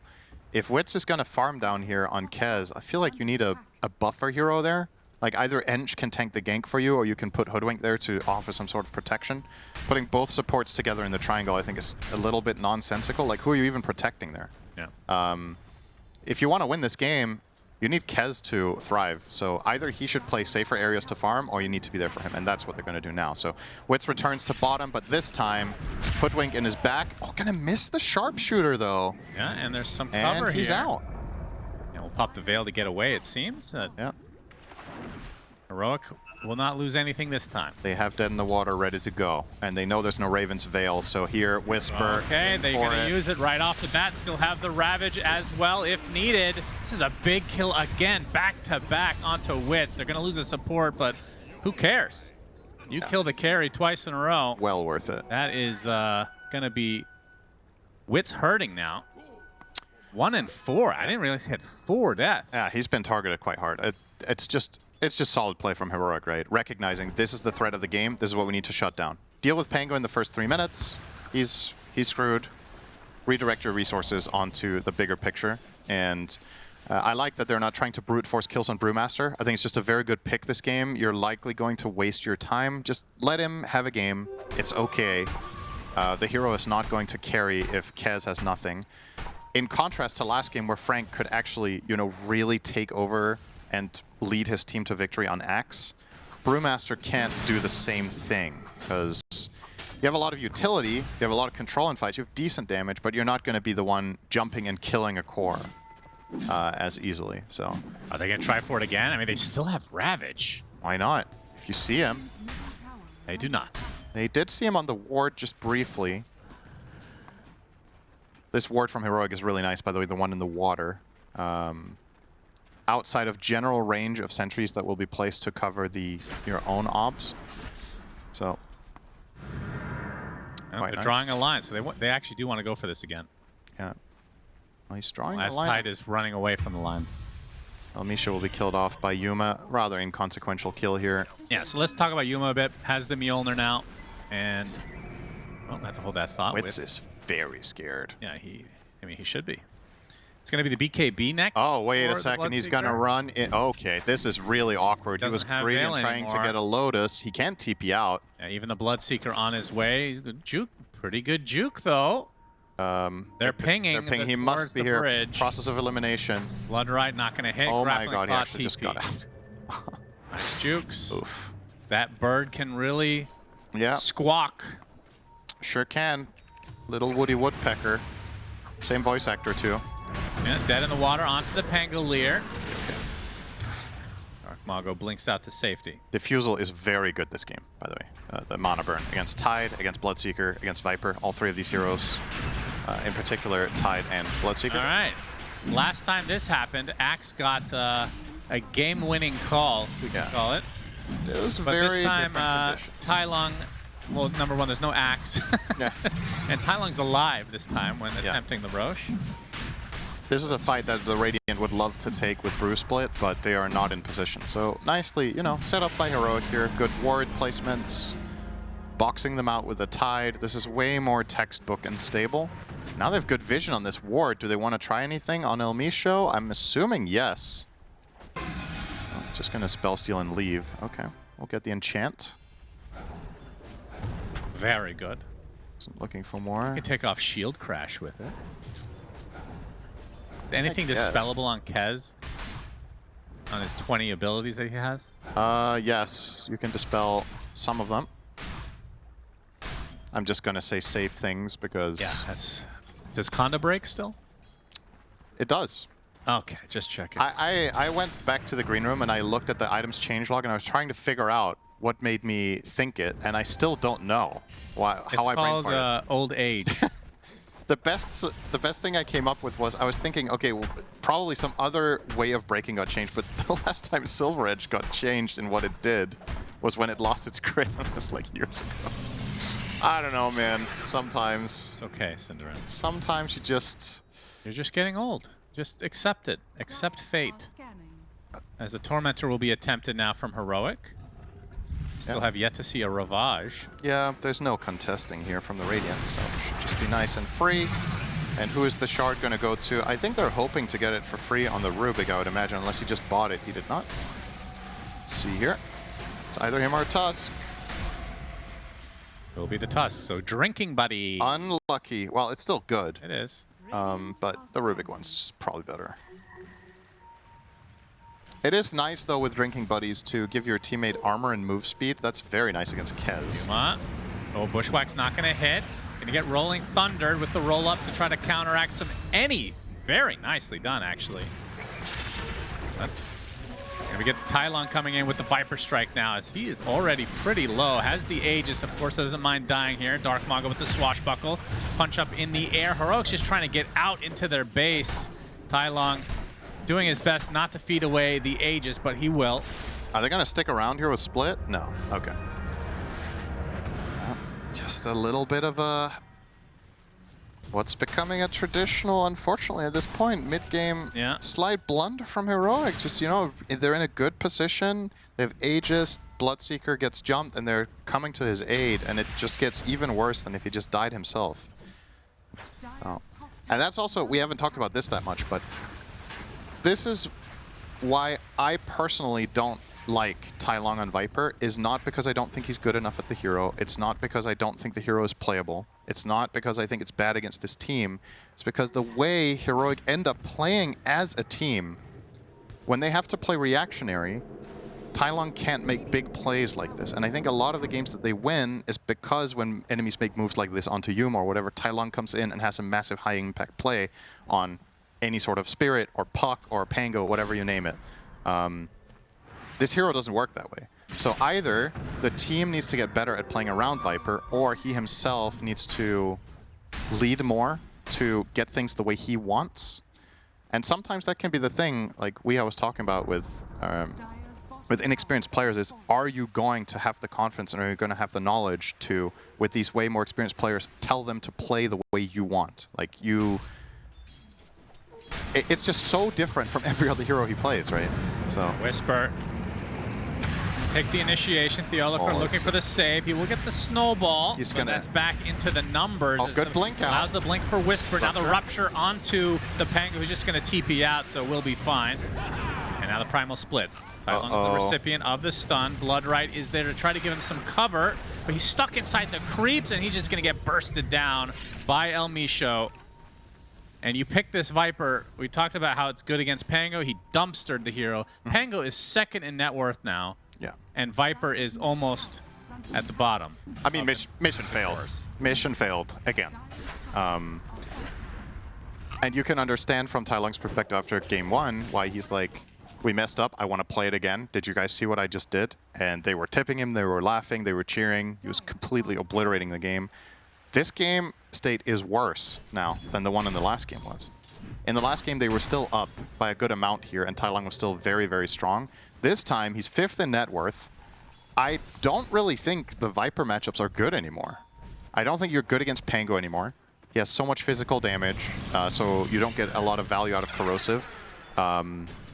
Enchantress, I think, is going to be a thorn in your side the entire game. We didn't talk about El Misho that much in the mid-late game last game, but he was punching this Viper. He was just killing him every fight. And what's going to stop Ench from just freely hitting here? You can't just rupture her. You need to reserve it for the Pango, and you can't just burst her because you don't have burst. So, Get a Conda. That's right. Well, you already have Viper. Yeah, we don't want a Viper Striker. Tidehunter Conda. Imagine the gush Conda. Yeah. Dirty. That's the stuff. Into Dagon. Ah, yes. All the burst. Dagon feels like a dead item, but I don't like those changes. Really outing yourself as a turbo player with this build suggestion, I have to say. E-Blade, of course. Yep. Oh. Nice play from Schofield. He's fine. He's out. Beautiful play there with the sharpshooter getting himself on that little cliff. And this is where I feel like it's getting scarier for Heroic, is this hero, despite all the deaths on Kez, 2 and 4, top net worth in the game, and I think unquestionably the hardest carry in this particular game. Yeah. And it's not close. I don't think Bloodseeker really scales that well. Again, I haven't seen the hero in a long time, and he offers some good counters to the lineup, but in terms of just fighting, Bloodseeker has one additional glaring issue in this game that we haven't talked about yet. I think Bloodseeker lineups are at their best when your teammates have burst, because then you activate Thirst early in fights, and you get to take over, and you get to run through the entire team and just cleave them down. You don't get heroes low fast here. Tide has mediocre damage. Viper needs time to deal damage over time, and your support's burst is like, it's okay, but it's not like wild. Like you have some sort of lion going in with Earth Spike, Finger of Death, and an enemy hero's like 40%, and Bloodseeker comes in, boom.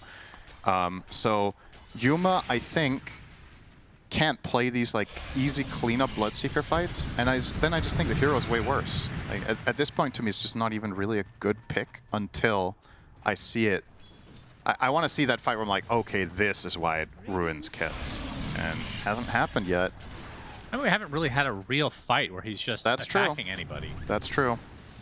He's just been farming away, but again, at the same pace as Kez, despite Kez having way more deaths. I mean, Bloodseeker, Mr. Yuma, 1-1.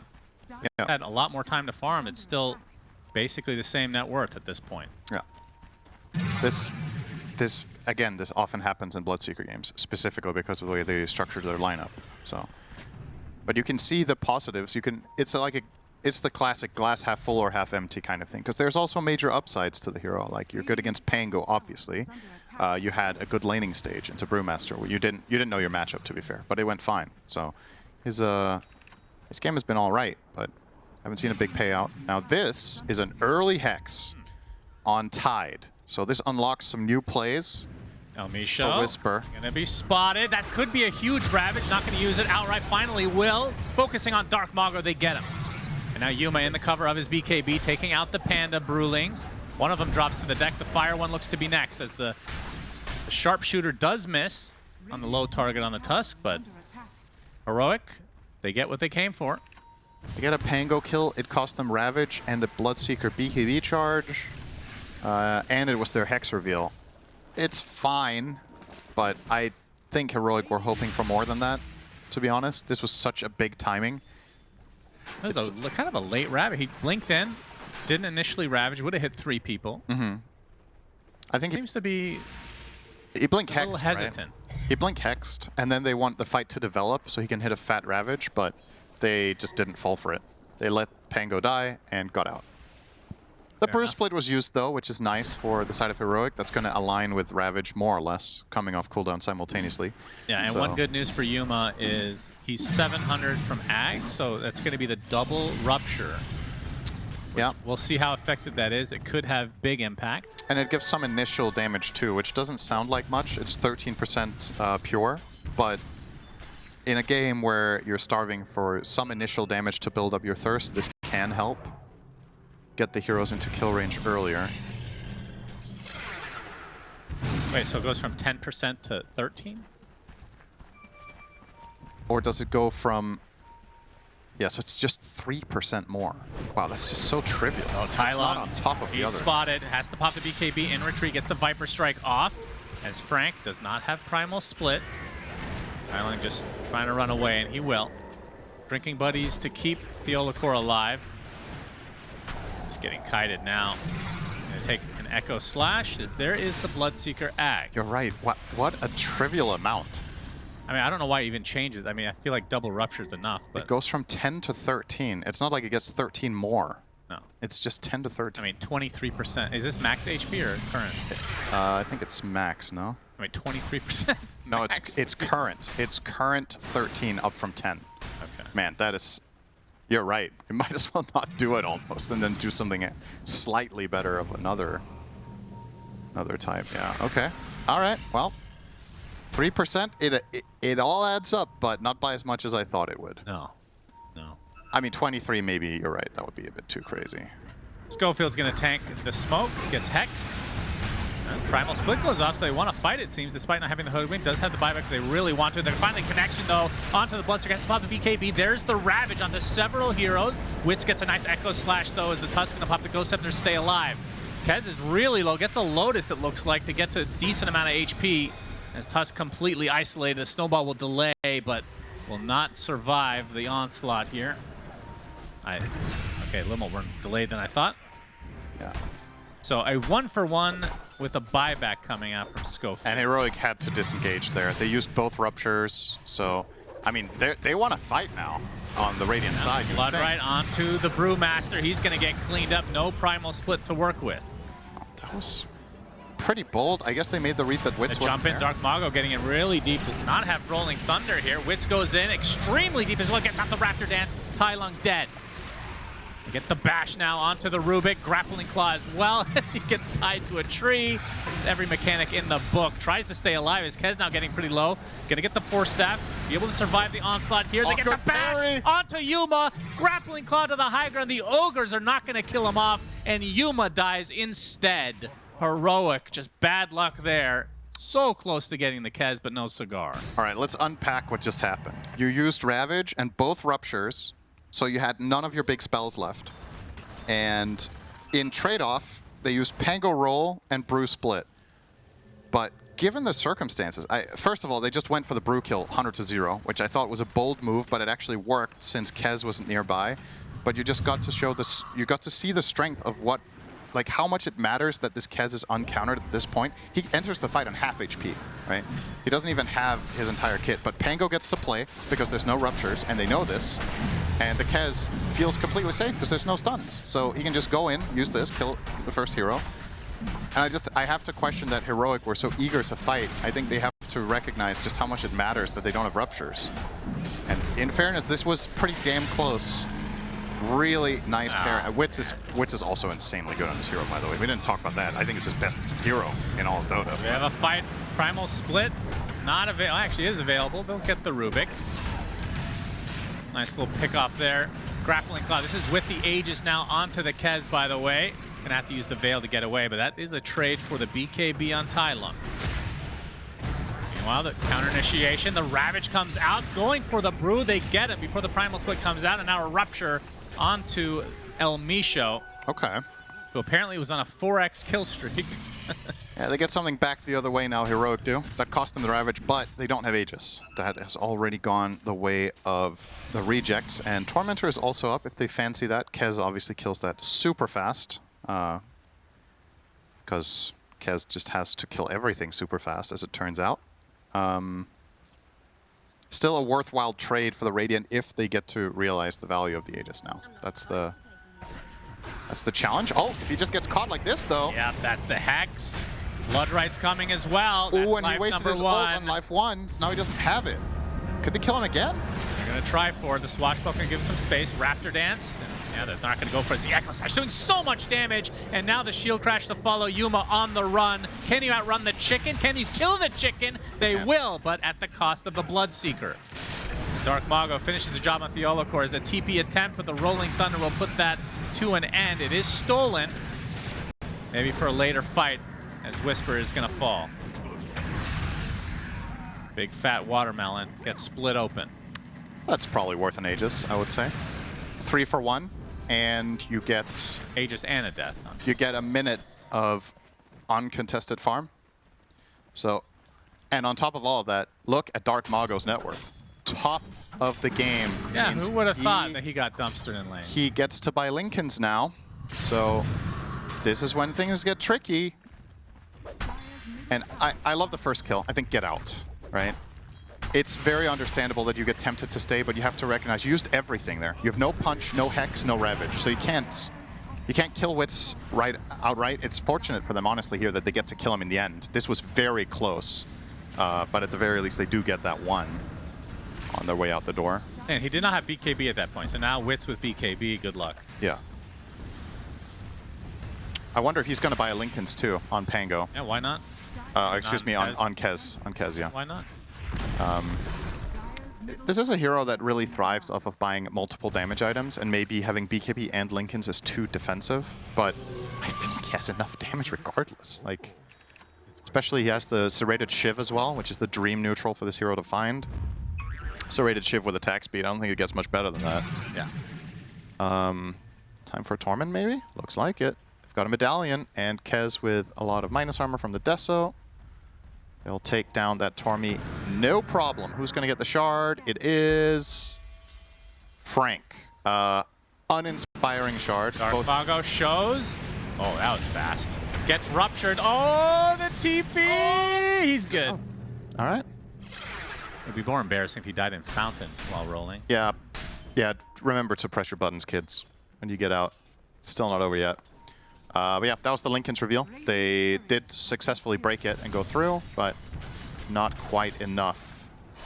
And as a result, unsurprisingly, Yuma is going to buy Abyssal Blade. So now, ironically, the hero that we talked about, does it really need more countering? Now it does. The Pango is actually so strong that you have to find additional solutions even though you have Bloodseeker and you smashed him in lane. Crazy. Yeah, normally we don't see a comeback like this from a Pango. I feel like, I don't know. It feels like the laning stage matters a lot, but able to bounce back big time here. Yep. Radiant's middle tower As Tai Lung not stuck with a random ultimate orb in his inventory this time, as the Manta. Yep.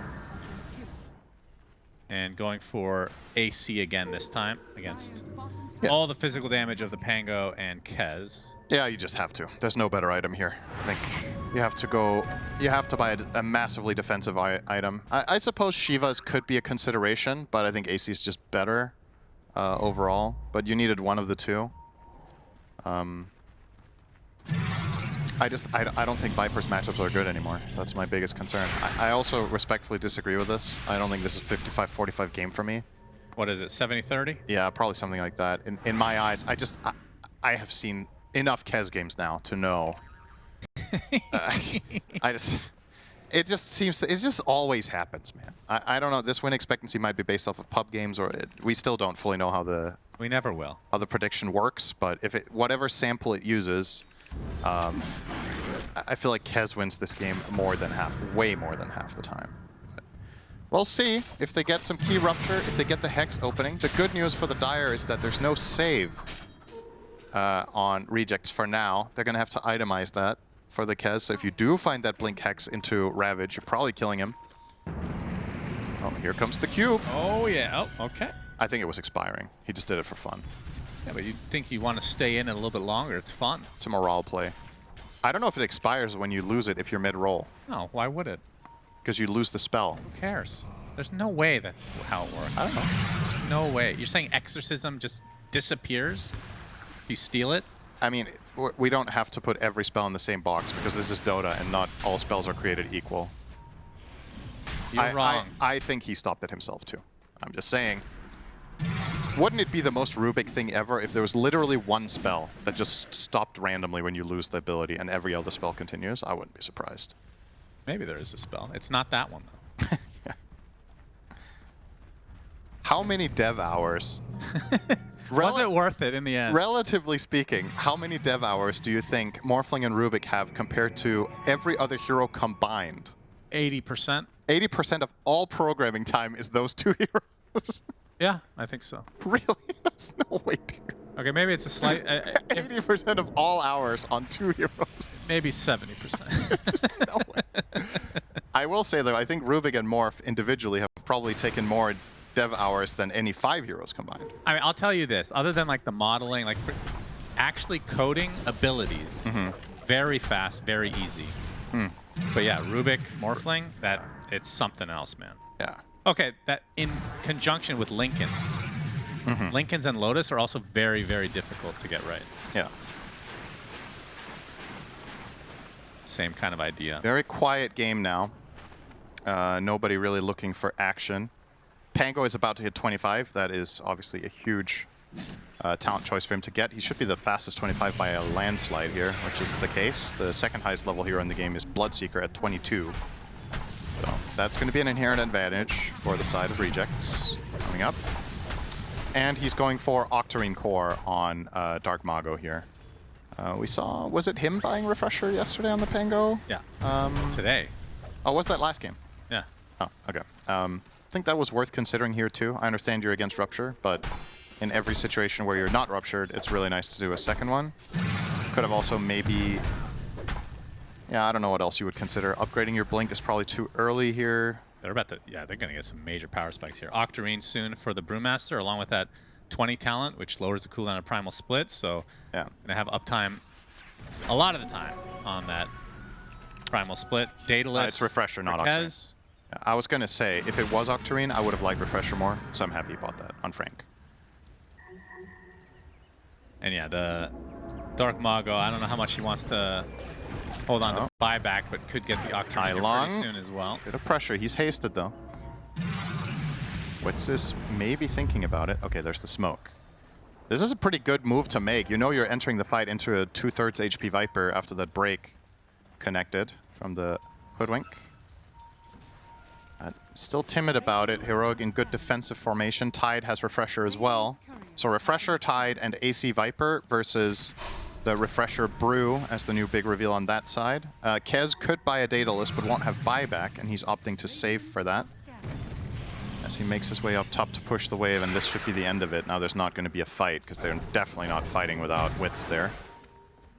He's You never trying know to, this series. Yeah, he's trying to get quick buy plus Daedalus. Now he has it, so... Or buyback. No, he doesn't. Wait. Oh, I think he might have misread his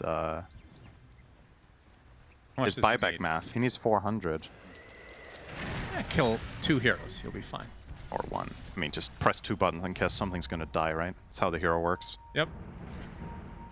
I feel like we always downplay the skill it takes to play this hero well. It's an extremely high skill expression hero. It's just less obvious to viewers compared to something like Invoker. It's because we don't like the hero. Yeah. We're not biased against teams, but we're biased against heroes. There are heroes both of us don't like seeing succeed and don't like to see played. You hate Terrorblade and Lion. Yes. I am not the biggest fan of Kez. Wrap around.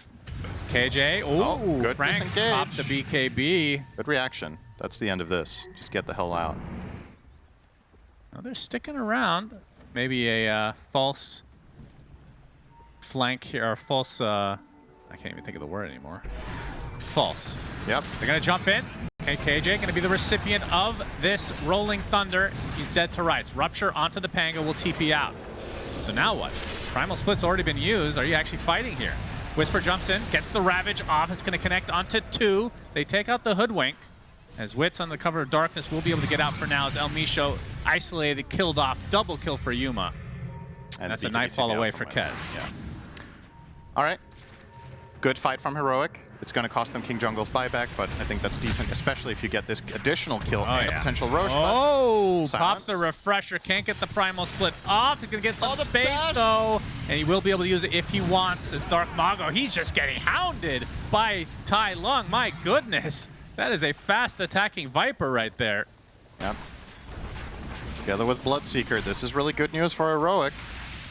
Time to get that Roche on. Frank. You're good on health. You should probably just rush straight into the pit here. And I can't help but wonder, is Kez actually going to try this? Ooh. Oh. Kez has some pretty cool Roche pit interactions, obviously. You can grapple to the trees across, you can Echo Slash into the pit without going in. But yeah, this is the key part of the fight that we're looking for every time, is Dark Mago getting ruptured. If yes, and he TPs out, you have a 4v4 essentially, but Rubik buys back, so it's a 5v4. And Hero started dropping low, so Yuma actually gets to do his thing. Yeah, I will say Lincoln's used to be way better on Pango when BKB worked the old way. Yes. Now that it's debuff immunity, you can cast literally anything. It won't have an effect, but it will take off the Lincolns. Let's get back into live. Frank popping the BKB again. They're able to use it in an actual some fight decent here. time Roche is here. at half HP. Bushwhack's not going to hit. Kez available to go. 20 seconds for Dark Mago. There's the Veil. Roche is getting extremely low. Looks like it will go to Heroic as the Impetus doing a lot of damage to Whisper. Meanwhile, Tai Lung and company trying to focus onto Wits. He's ruptured. He's going to go down to the Raptor Dance, trying to keep him alive. The Impetus is still doing massive damage. Finally, the Raptor Dance comes out as Wits is now going to get ravaged, and that is a dead Chicken Man. A little bit too much for the rejects to handle as Heroic get all the goodies on run. They still have a second banner, apparently. Yep. Now an Aegis for 4.5 on the Tai Lung.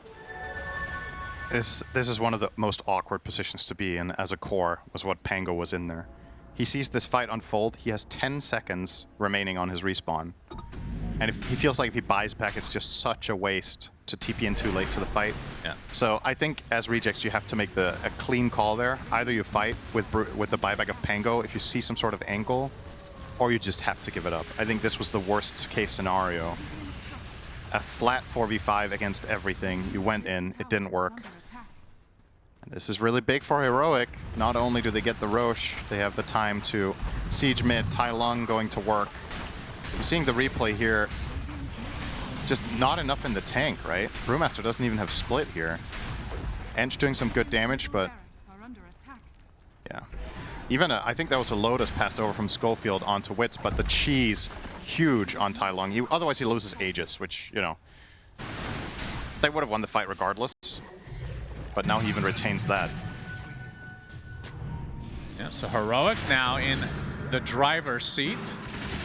A lot of back and forth this series. These games are impossible to predict. Yeah. We has it the same on panel too. I like the picture he painted of it. It's Tai Lung versus his inner demons. And it looked like the demons were going to win, but... Speaking of demons, Bloodseeker gonna get the rupture on the Schofield. Trying to get to the other side. The Rolling Thunder from Dark Mago. Look at the impetus and the damage coming out from Wits. They finally take out Yuma. And now Whisper on the run, but not for long. They're gonna get the Rubik as well as the Tide. So Heroic punished pretty damn hard here. They do retain Aegis still because Tai Lung was not anywhere to be seen. What's the structure here from Heroic? You just took the mid lane of Barracks, you have pretty good waves, and you just spread incredibly thin with Aegis. Viper is far away from anybody else, and you kind of just YOLO in on this Hoodwink, the first hero to show, but there's 5 enemy heroes missing. That's, honestly, I know you're up a lane of Barracks, I feel like you're just back to being behind again, because now you're not even going to realize the value of your Aegis either. 2 minutes on that, your heroes respawn in a minute, Rejects can choose not to fight, and then it just expires, or they can try to press the issue here and maybe even get a lane. That felt very, very unnecessary. They're playing it a bit safe here.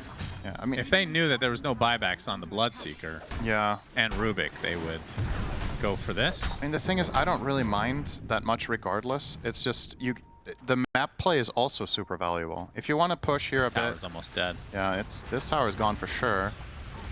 Gonna force out the Glyph too. Okay. Yeah, Theolacor. Gonna have to use the drinking buddies to get away. As Dark Mago creating some good space here. Tai Lung trying to defend, but his barracks are melting. 10 seconds for the Bloodseeker. Dark Mago stuck inside the shards. Always funny to see as Frank will pop the BKB and retreat, so the barracks will not go down here.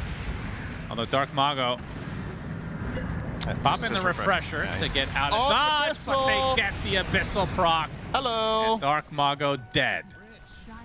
That was nice. Yeah, he tried to...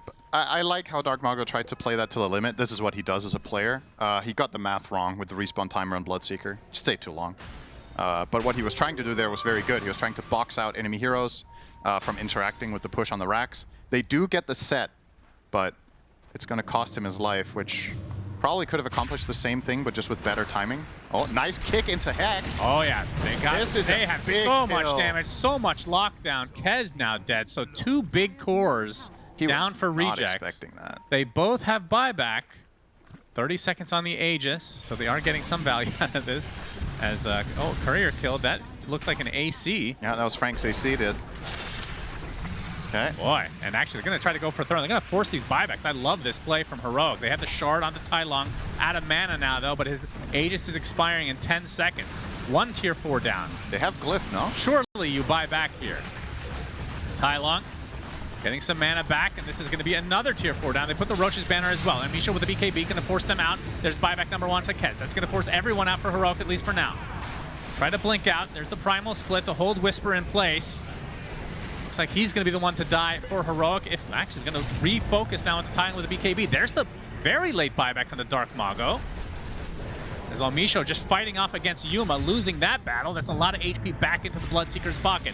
Going to use the refresher as he's going to use the Rupture now onto Wits, who pops the BKB and can only just stand still now. Using the Raptor Dance to get some HP back. He's outnumbered right now. Have to use the grapple on to Whisper. There's another Ravage coming out with the guts. There's going to be a dive onto Kez. If they're able to take another lot of damage onto Yuma, they get the kill onto Kez. As Yuma will eventually die to this Almisho Enchantress, who's just been right-clicking to her heart's content, but now double buyback for Heroic. As Whisper on the high ground, the Swashbuckle's not going to finish the job. Dark Mago now in a lot of trouble. Gets Walrus Punch in the air. Snowball to save. It was actually reflected, it looks like. Blinks out to safety. Gets hexed, and that's going to be a dieback for Dark Mago as well. And surely that is enough for Heroic to force a game 3. Viper is going to win a game! Yeah, Tai Lung showing this game through and through why they're rating this hero so highly. Oh my god, this is... All right, let's see the ending. Last-ditch effort. Only 1 core alive, not for long. A Brewmaster dies, buys back. Tai Lung can just focus on the Ancient now. That's the last buyback expended. The kick back. This Enchantress getting bounced left, right, and center. Double kill for Yuma as GGs will come out. And game 3 on the way. That was entertaining. these games are just a bloodbath, right? It's so chaotic. I think I ban it in first phase. The heroes is stupid right now, but unfortunately, South America has no lone druid players. Hey, the market is open, boys. Get in there. You could be on the top teams. Fantastic. If you are a lone druid player, please email me. Okay. Right. Emails. Wow. We will kick someone on the team. Fantastic. Asler in game 3. Jesus. All right, let's talk a little bit about Brewmaster. Brewmaster didn't do too amazing last time, and you guys seem to value it. It's the first time you guys have picked it so far on this guy. Why? I think the Brewmaster, the last game, he did a lot. And I think he's one of the best heroes against Monkey King, the actual Monkey King, both in lane and in the game. And it had some other good matchups as well, like their supports don't do anything against Brewmaster. So I think it was a really good pick. All right, we got to get in the game, so I'm going to steal one from Mr. Cinderin in the back. We were talking about what is the best counter to a Queen of Pain mid. You know, Huskar was brought up, Viper was brought up, and now we see the Pangolier. Is this a lane that you're happy about, or is this just a survive kind of deal? I think this is a very skilled matchup. I think it can go both ways.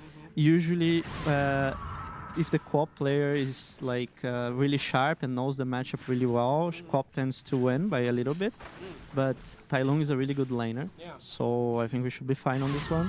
All right, so with that, you think Dark Mago sucks at co-op. That's good to know. Thank you so much for that insight. We're going to see if you guys do well in the game. The game is well underway. Let's take it to two very unsharp guys, Sunsfan and Cinderin. Thank you so much. Always a nice positive throw from Sir Action Slacks, the least toxic person in our scene. As we get into game number 3 between Heroic and the Rejects, and I was actually shocked to hear what he said. I feel like co-op dumpsters this hero. Am I crazy?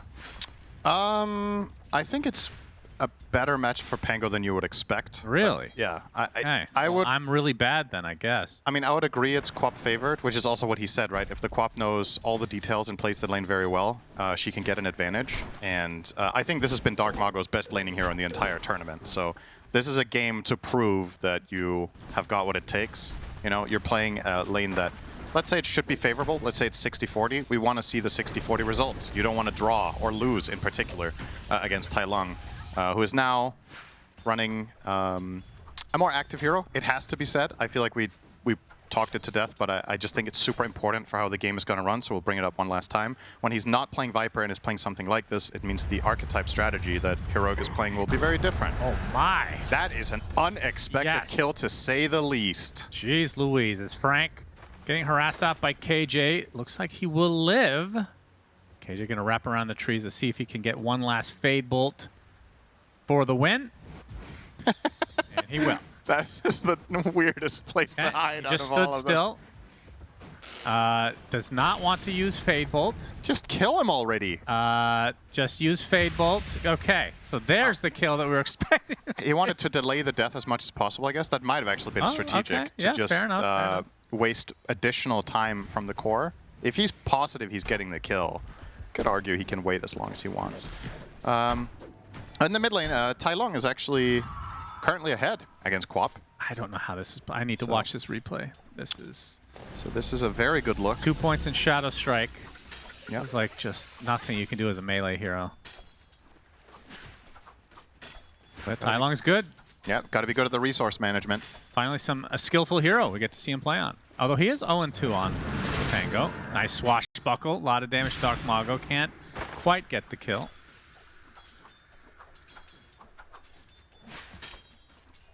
(22-5) right now to 16-0. So yeah, Dark Mago's going to get some help from the tree, who we haven't seen in a little bit now. Yeah, that's going to be an X factor here for sure. When you add that into the mix, Dark Mago should definitely be winning the lane, right? Not only do you have a favorable matchup, but you also have global assistance. And on top of that, Schofield is even going to help cover a water rune for you here, along with King Jungle, so I suppose it's even. Oh, Schofield? This is actually kind of awkward for the Rubik. In the middle of nowhere, no mana for lift now that he used Fade Bolt. But he might just be strong enough with that damage reduction to stand his ground, and that is indeed the case. Healing cell will be used for Schofield and Blood Grenade. Ooh. Cancel it out. I don't think there was any reason to salve yet, to be honest. Like, it looked good because he was walking away or whatever, but could have waited until you were in the cover of trees. That Blood Grenade did 300 damage, if you think about it. Yep. So, Pretty powerful. very nicely done. Now, I was super surprised to see the kill top. I just think Primal has no business finding a kill in this lane. And realistically speaking, that's the only one he's going to get. Now that Yuma is level 3, almost 4, he's going to have a point in Rage. He's going to get more points in Feast and just kind of stabilize this lane. Down bottom, I was a bit surprised to hear Caf say he thinks a Brewmaster is good against Monkey King in the game as well. I understand that in laning it's quite good, but actually, historically speaking, Monkey King's been good against Brewmaster split. One of the better heroes is just killing him off. I don't know if that has changed or if I'm missing something here with how they interact with the soldiers, but maybe you're just too tanky, maybe you're too fast, or the speed of everything is better. But either way, I would expect this to be a matchup that Wits is very experienced in. That's the other thing. He plays a lot of Monkey King, and Brewmaster had, especially a couple of months where a lot of people were playing it at the beginning of 741 as well. It was pretty popular. So you'd think he is in his wheelhouse here with the Monkey. Also against Pango Roll, another thing that the arena is good against. Oh, Bushwhack's going to find the Quap. Dark Mago, though, gets some help from El Misho as Theolocor in a bit of trouble. Tai Lung creating some space, threatening the Rolling Thunder. Theolocor will live. And a regen goes the way of the Pango, and you talked about no more deaths. Well, Wits joins the party up top, and that changes things. As a dead lifestealer. Rotating the Monkey through will do that. Oh, what do you think of the Primal in the game itself? Because the panel kind of talked about easy Rubik steals. It does go through Rage, though. Yeah,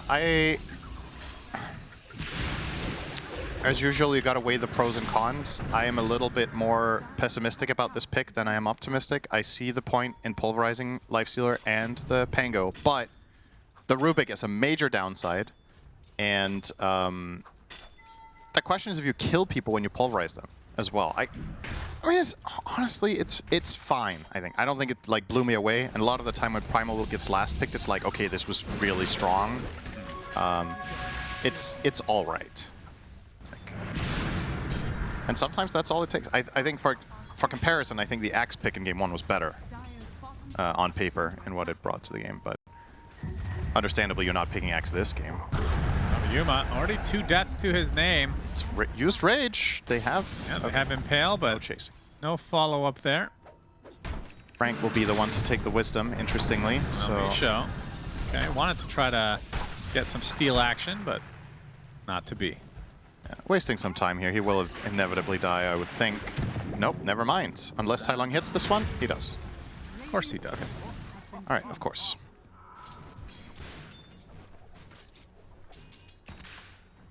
$700 up on Pango against Quap right now. Yeah, I really, would not really have good. Anticipated that.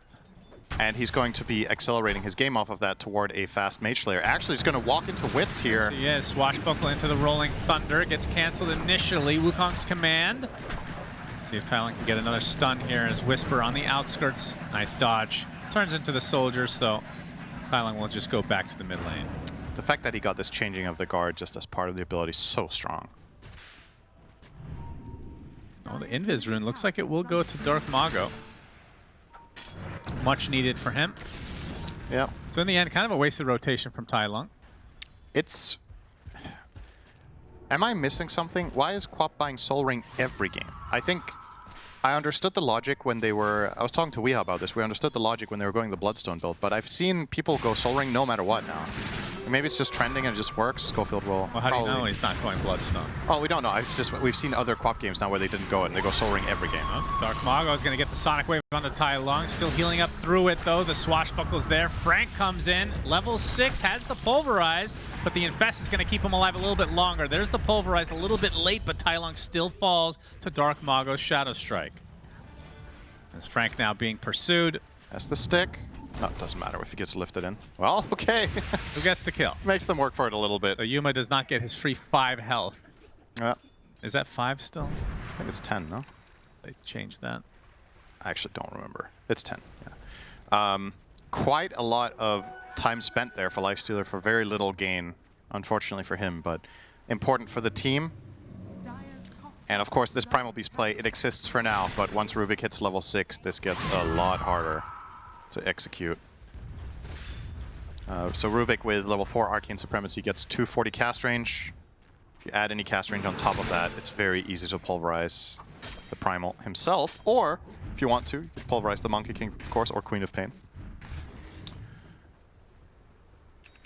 You think he's going to go Aether Lens just for that fact? I think I would rather just see him buy regular utility items like Force, Glimmer. But, I mean, there is a world where Lens is good. I just don't know He if he should get a buys it. casual Chasm Stone in preparation for the pulverized. Also have bigger AoE Yeah. with the pulses. Yeah. Sounds like overkill. Oh. Charge through. Yeah, they get the Hex on top. There's the Pulverized. Rage did come through, gives them some good magic resist, and Frank now on the run. Hey, KJ gets infested. How much kill threat do they have? Is not much because Dark Mago shows up, so the squirrel will fall. Eventually. Denied. Nice from King Okay, yeah, Jungles. very nice. Tylung joining the party as well. Gets the Rolling Thunder onto the Lion. That'll be an easy kill. Another one for KJ. Just stealing all of them. Yeah, he's gonna Shout pop out off. to Yapzor. Yeah, your favorite. Heard he's doing well. So that's good. Did an episode with Kezu on his video series interviewing Unks. What does Kezu think of Kez? Was he upset that his namesake was taken from him? I think he wasn't celebrating the collaboration event enough, since that was the game he was named after. Oh, I see. To just not answer your question at all, of Yeah, course, you're more appreciate than that. welcome. I would do well in politics. It's all about just answering a question you weren't asked. Yep, deflecting That and then works. talking about something that's not interesting so people tune you out. Yep. Very good. But you have to sound smart at the same time. It's hard. I don't think you have to do that. That's true. Yeah, we've learned that in recent times. Kaya is going to be the first purchase for Dark Mago. Radiant's bottom tower. Okay. And it will be the Radiance Lifestealer.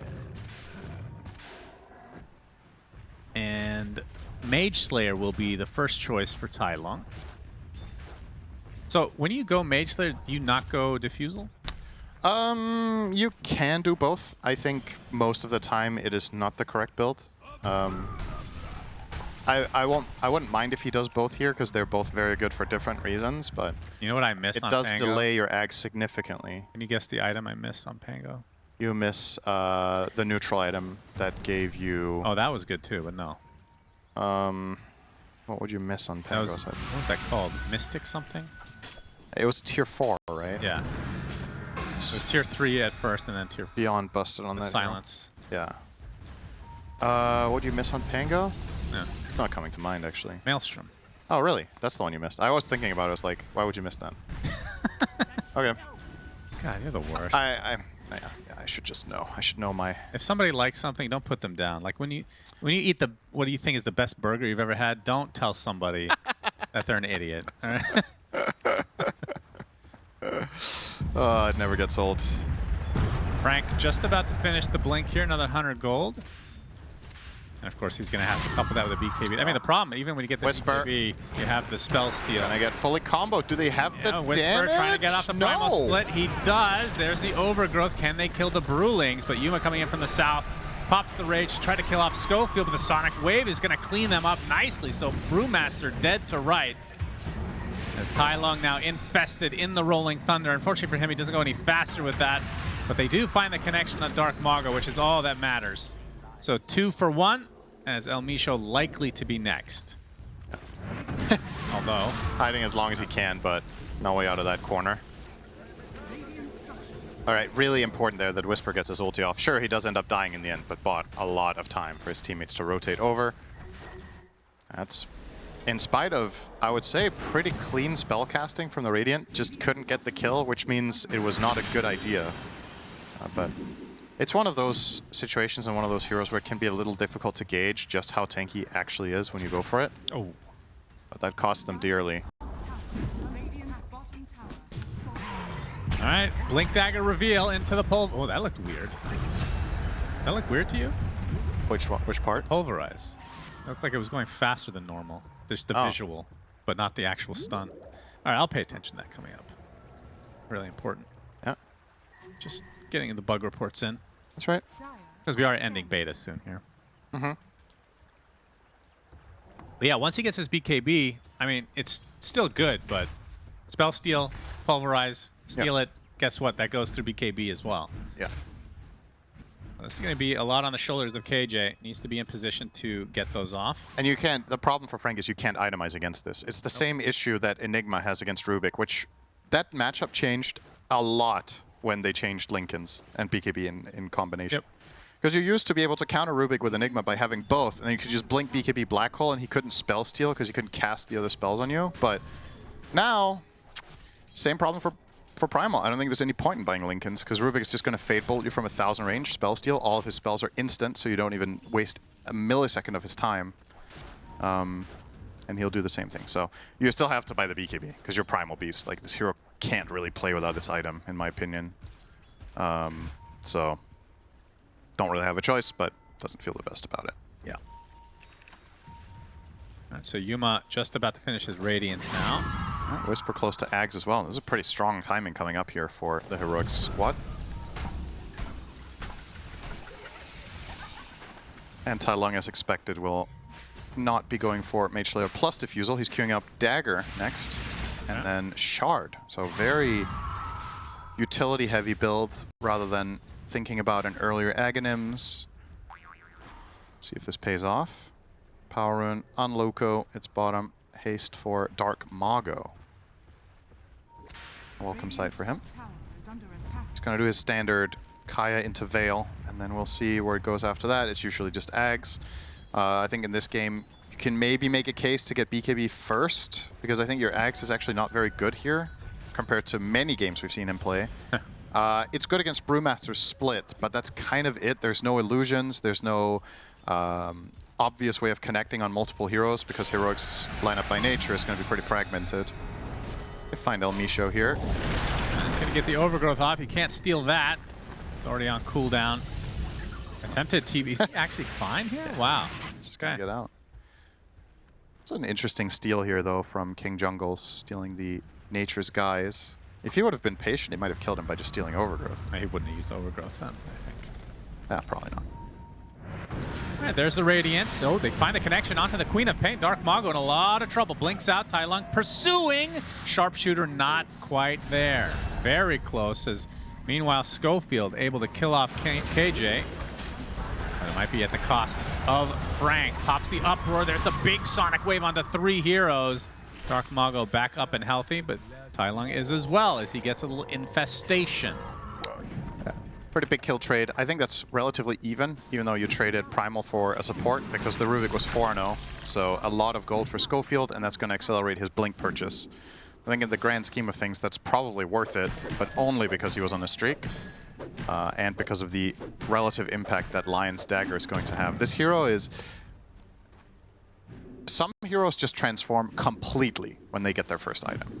Lion, I would argue, is one of them, where you go from being like overall okay as like mainly a counter initiation or a combo hero, and when you get Blink, you suddenly become one of the best initiators in the entire game. So it's very, very big to get that item as early as possible. No shit. But some games, the Lions get caught in this awkward like farming stage, and you don't want to show, so you kind of have to get the gold, but it's bad to show on lanes because then you're not a threat on the map, etc.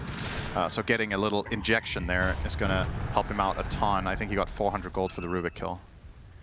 So, 200 to go. A sub 20 Blink is okay, especially for Schofield. The way he plays the game in general, he will be dying a bit more than some other 4s. He's playing more sacrificial, so it's to be expected that he will be a little later on his timings. It's a farmed brew. Gotta say. Whisper staying up there. And I'm curious to see if my theory about this against Monkey King is right or not, because I had a little bit more of a negative outlook on it than Caps does. So let's see when push comes to shove how it actually goes. Is that a Deso? It is. Okay, so Deso now completed for Wits. This is when he starts hitting a lot harder. Ooh, barely missing there on the Distiller. That means he gets to reinitiate potentially. But no backup. Did the enemy see that AoE, or is it hidden? I think it's hidden for the enemy, right? They don't see the ring? Oh, they do. They see it? Well, spectators, we see it, so I guess that should be the same, yeah. Oh. I must admit, I think I've played against this item very, very little in games. It's more of a pro item, I would say. But, huh, okay. Can't answer that question. It's too new, Shannon. We're all new. In our own ways. Yeah. Yeah, Whisper. Top net worth, as you said, not something we see all too often on a Brewmaster. Looking quite good for Dark Mongo, Does have too, Midas, though. of course. Wap. Radiant's middle tower is under attack. I would say it's generally a good sign for rejects when Dark Mago is high up on the net worth. That generally means the game is going quite well, if it happens in the earlier portion. And the last game, it obviously didn't happen with the Pango. They recovered, he got top net worth, and they still lost, but that game had some wild engages. I think this one might play out a little more, how to say, I'm not going to say predictably, as in it's obvious who is going to win fights, but I think it's going to be more structured by the nature of the lineups.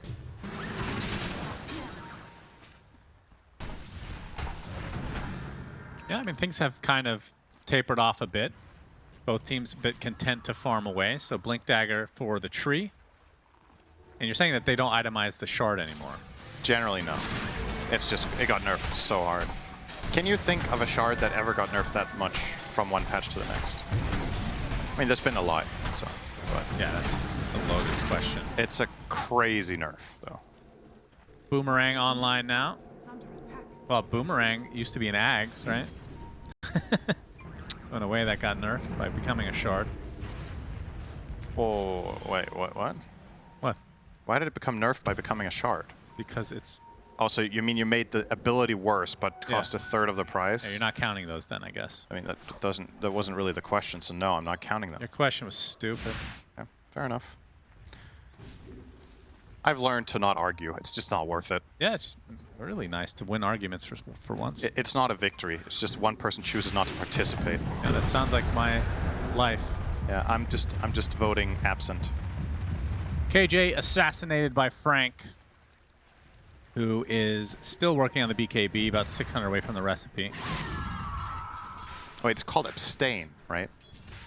Is the official term when you show up and you cast a vote that's nothing. It's called abstain, right? Well, if you don't vote, it's abstaining.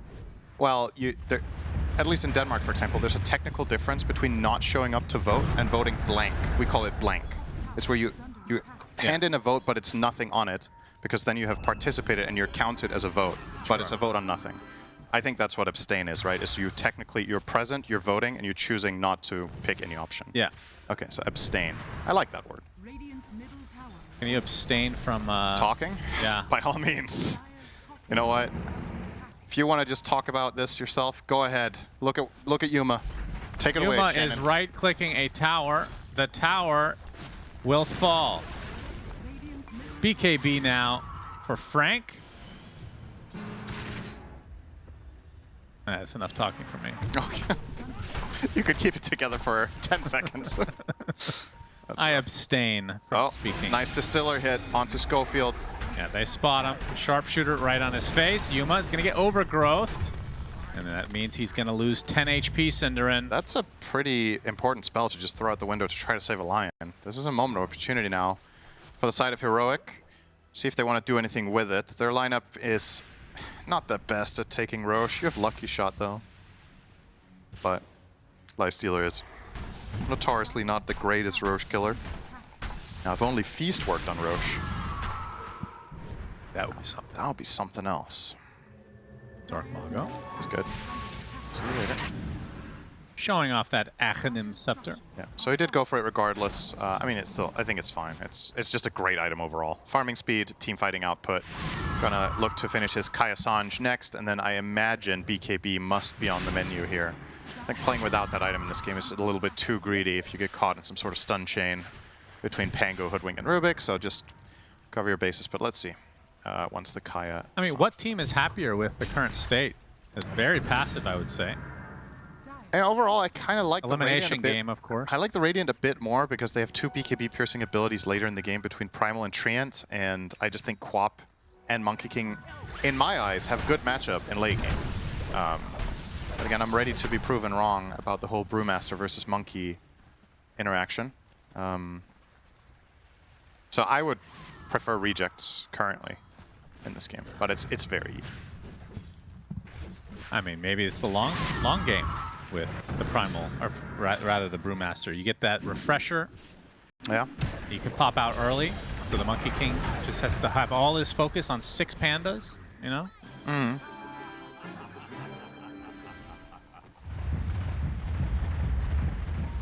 Plus, you dispel Jingu, very important with Tornado. Really important there, Cinderin. Yeah, and with Dispel, right? Wait, does the Tornado dispel? I don't think it does, actually. I don't think so, but Dispel does. Yule's dispels and tornadoes. I think Tornado only tornadoes. Yeah, I think so. Which is unusual. Oh, now I got hungry saying tornado so many times. What? It's like tornado. I don't. What is that? Tunicado? What do you Sandwich? what do you call this in English? It's like it's a way of having fillet. It's like you have a nice cut of beef and then it's surrounded with a wrap of bacon. What's that called in English? That's called wrapping something in bacon. No, there's got to be a word for this. Hang on. I've never heard the word for it. Okay. Give me a second here. That's just standard dining in America, anyway. You just assume things are wrapped in bacon. All right. It still says tornado. I don't know. Anyway. There's the Sage Kaya. And you're thinking BKB next for the Quap. We'll see. I think so, yeah. I mean, he could go Bloodstone. I just think it's a little bit more volatile. Yeah, we've seen people get punished with that before. He already has the Veil. No, he'll get it eventually, but... Yeah. See the order. 1,000 away from Ags on Tai Long. I think both sides are just very confident that they're going to have the advantage in late game. Yeah. Based on this play in the last few minutes. I like this from Frank, by the way, going Ags. I think you're not necessarily breaking all that much, but you're getting a lot more output, and you're trying to build your hero in a direction where it's less about the ulti and more about other stuff, which is exactly what you want. Oh, they get the hacks into the overgrowth, into the pulverize as well. Where's the Rubik when you need him? 2 dead already for Heroic. Clean find. And the Primal split, not going to be too effective. Going to take a full Sonic wave. They want to kill off the Storm Panda. Is getting away, though. They find KJ on the backline. It's a buyback onto the Hoodwink as well. They still want to fight. Wits trying to take out Whisper. Will get away with the Earth Panda just barely. Now full HP again. Quapping really deep. They get the Hex onto the Lifestealer. This is such a disaster for Heroic. They are dying constantly now. I don't think they got a single kill this fight. And this cost a buyback as well onto a support. 1 more pulverize for the road, and that is a full team wipe for the Rejects. 6 for 0. Crazy. Sudden moment of opportunity, just perfect. And like as you pointed out, it is so imperative that Rubik is where the action is, and he just shows up too late. If he steals the first pulverize, you're looking at a completely different fight. Now instead, I mean, you could just look at the fight breakdown there. Just the number of spells cast, right? Yeah. A Radiant just got to have a complete field day there. A 6k swing in the fight That's itself. 7 Shadow Strikes? Is that what that said? 7 Shadow Strike cast? I don't know how it counts if you hit multiple heroes with 1, if it counts as 2. You know what I mean? Yeah. It's because AoE, but Yeah, that's true. he might have cast it 7 times as well, honestly. The fight was long enough for it. We can start counting if you want. He just arrived. That's 1. Yeah. Okay. I don't know. 6 more seems unlikely. I'll say 2. Yeah, 2, yeah. Counting with Cinderin. Watching nothing else, of course. There's number 3. 3. Okay. That's probably just 7 individual casts. This fight's halfway through only. Yeah, where's number 4? There it is. Yeah, you're right. 5. I think it ground cast 1 there. Yeah, maybe. That's true. If you ground cast onto nothing, it counts as... Yeah, it still has a used spell, right? Yeah, so that was 6 at least. and there's the 7. Okay. Wow. Good job, Valve. You have got the software under control. We've established That's insane, though. with human testing, we've counted that it works. But yeah, that is a pivotal moment in the game. That is pretty much a complete disaster for Heroic. It's one thing to lose a fight, but that was just not even remotely close. Just got caught off guard by a successful move, and now in the driver's seat, as we like to say, the Rejects looking very comfortable. It will be neither of our ideas for Dark Mago, as it looks. Oh, Schofield will be dying here. Nice and quick pickup. Yep, And a nice nice in the steal. game. This is a very good spell steal for Rubik. Having the Hex here. He has insane cast range and already has Blink, so very, very nice. It's just a better Lion version. Quap is going... Oh, never mind. He switched to BKB. Okay, well, he had Octarine queued up. And he decided, well, probably better. Man, Heroic love to go for Roche despite being behind. They're going to have to back away as the balance strike makes them a little bit worried. They will smoke, though. Yeah, good coverage. Now, Misho has Shard, by the way, so can look inside of the pit. This will not be a surprise. Yeah, now these trees have 6 minutes duration Frank instead of 5. blinks out. He's fine. Wits. Okay, so the smoke completely gets nullified. You can see the Essence Distiller on the ground. No connection, though. Dire's bottom tower is under attack. Very interesting game.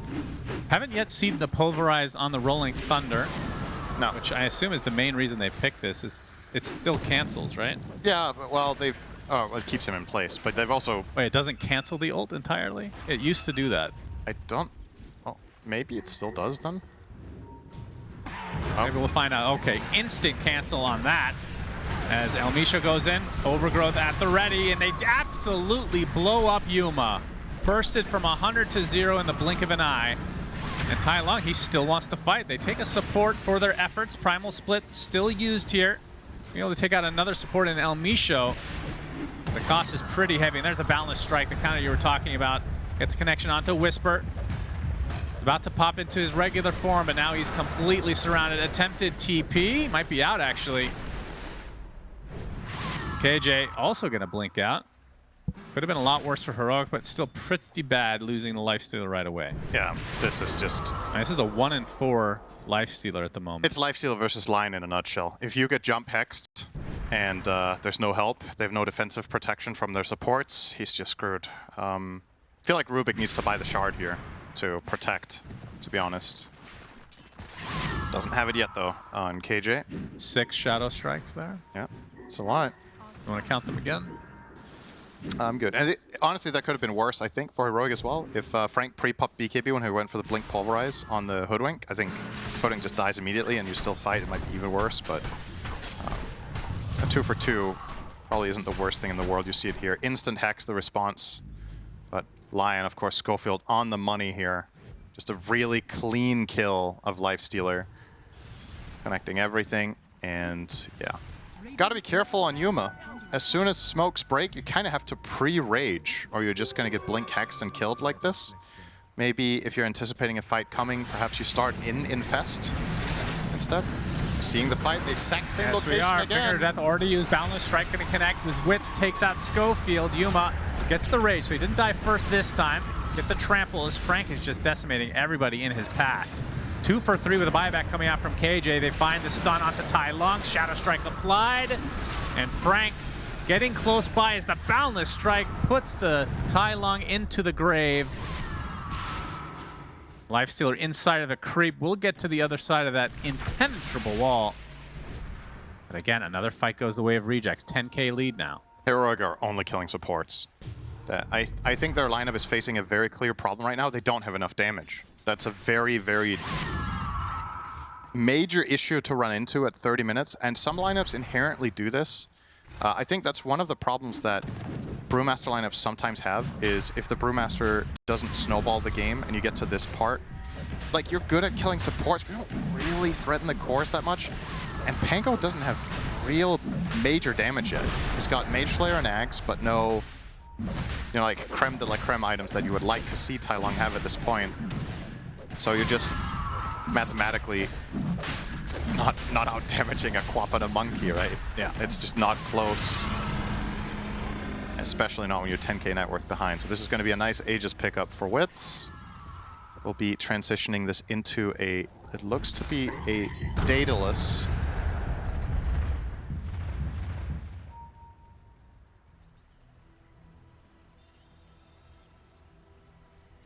Yeah, things looking good.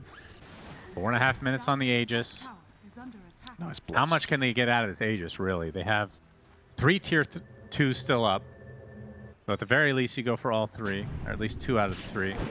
maybe a high ground poke, but probably not going to go unless you get another team wipe.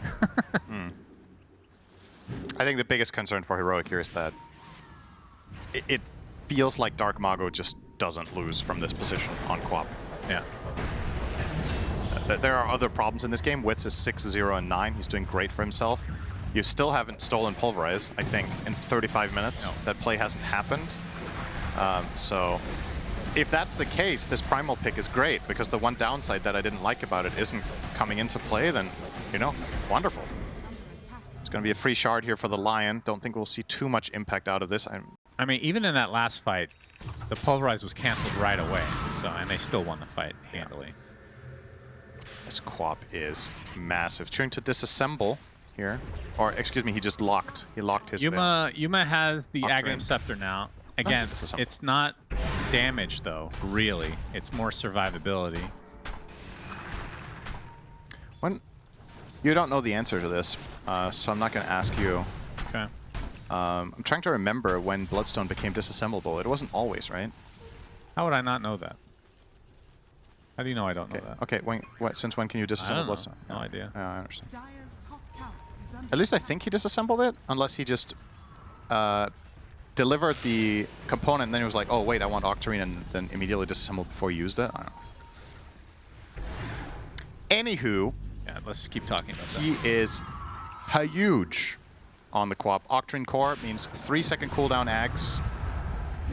Shadow Strike. All that shit talk. Dark Mago goes to another level, Syndra. Boundless Strike onto Whisper. Gonna force out the Primal Split. Takes off the Jingu stacks. That's something. Actually doing a considerable amount of damage to the Monkey King. He's gonna get some help, and there's the Sharpshooter from afar. So that's the Aegis down.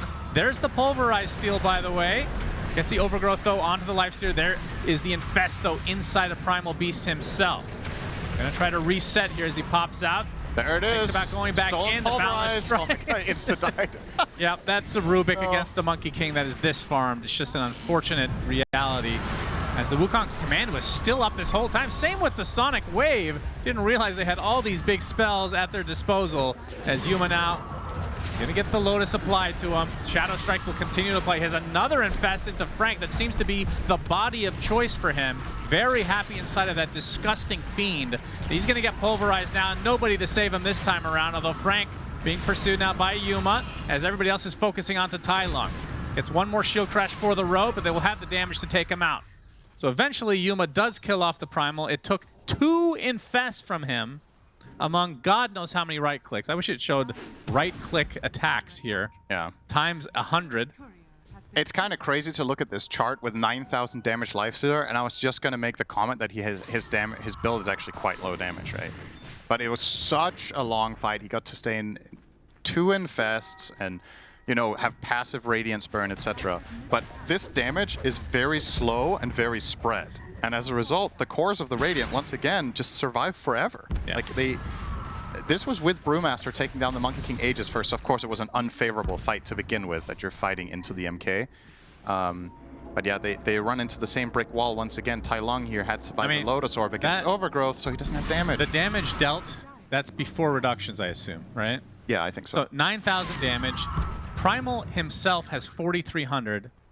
And then after reduction, what is that going to be, like 55, 6,000 maybe? So most of that damage is just Primal Beast. I mean, Primal's EHP is insanely high. Yeah. Dire's top tower. Yeah, when you pop Uproar, you get all that physical armor. Yeah, and he has Bloodstone too.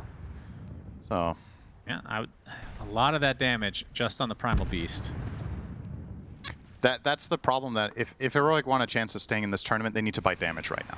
Otherwise, I just don't think it's possible anymore. Like, Yuma buying BKB after Basher here, I get it, but I just, like a Daedalus or something. yeah, I just don't think this is going to keep working. Like, you're relying way too much on circumstances that are unlikely to happen. Brew isn't killing cores that easily. Sure, he killed the monkey there, but he was 1v1 for like 10 seconds and got a Sharpshooter to help. That's not going to happen again. I mean, going Nullifier. I mean, against the Lion, who has Ghost Scepter Yeah. and Glimmer. Nullifier could also help. Crimson, is that still dispellable? No. Oh, that's right. So that's also another problem. That is very good against Brewmaster and the Lifestealer. So yeah. tough times for Heroic. And Dark Mago now is effectively 6-slotted with treads.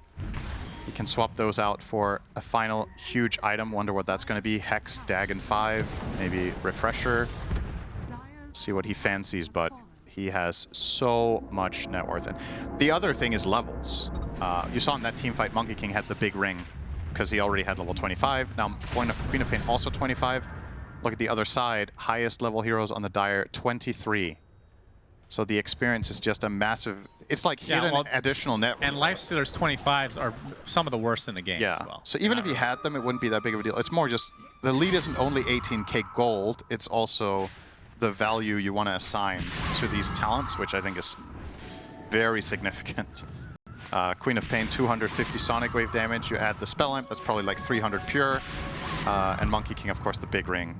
What do you think about this as a 25 talent for Lifestealer? Okay, just hear me out. Okay. You're already defending yourself before even... Hear me out. Okay. I know you're not going to like this one because you don't like this late game kind of shenanigans, but okay. Gaining... So he gains 10 HP for hero kills. What if you increase that to 100? It's a level 25 talent, 100 each time you kill a hero. Super late game. As you can see the finger get dodged. Primal Beast ult though into the kill onto Tai Long. No way out of that one. 100, you can make it 200. 200 HP for each hero kill. I mean, conceptually, I don't mind it. I don't know what the number is, but I think that's an interesting... I think 100 is not enough, actually. It's like a good thematic talent for the hero. I think it's cool. And the hero gets larger. Physically, of course. That's very important. Yeah. It is. I don't know what the number should be. To me, 100 sounds high. Really? This is a level 25 I know it's 25, talent? but it does sound high. And it doesn't do anything unless you get kills. Frank, you'll be able to pop that uproar with that Aghanim Scepter. He has 84 armor. Yeah, keep in mind, even though Break is not this, something you look at a Lifestealer for, but taking off Feast. Like Here comes Smago. The Hex instantly onto the Primal Beast. Able to get off the Pulverize as well. No Rubik nearby. Finally gets the Primal Split. But meanwhile, Dark Mago just having his way with the supports in the back line. Kills off KJ. Buys back instantly. Wukong's command. Buying a lot of space. See from the other side, Elmisho gets off the Overgrowth. Dark Mago, though, trying to focus down Whispers. Little Bruling. Only the Earth Panda remains. Very tanky, though. Another Shadow Strike apply. There's the Hex onto the Lifestealer. Frank is there with the Trample. Telekinesis save. Gets the Infest just in time onto his favorite target. It is the Primal Beast again. That means he can reposition back into the fray. There's the Pulverize again. Shadow Strike. Yuma has to pop his Rage now just to get away.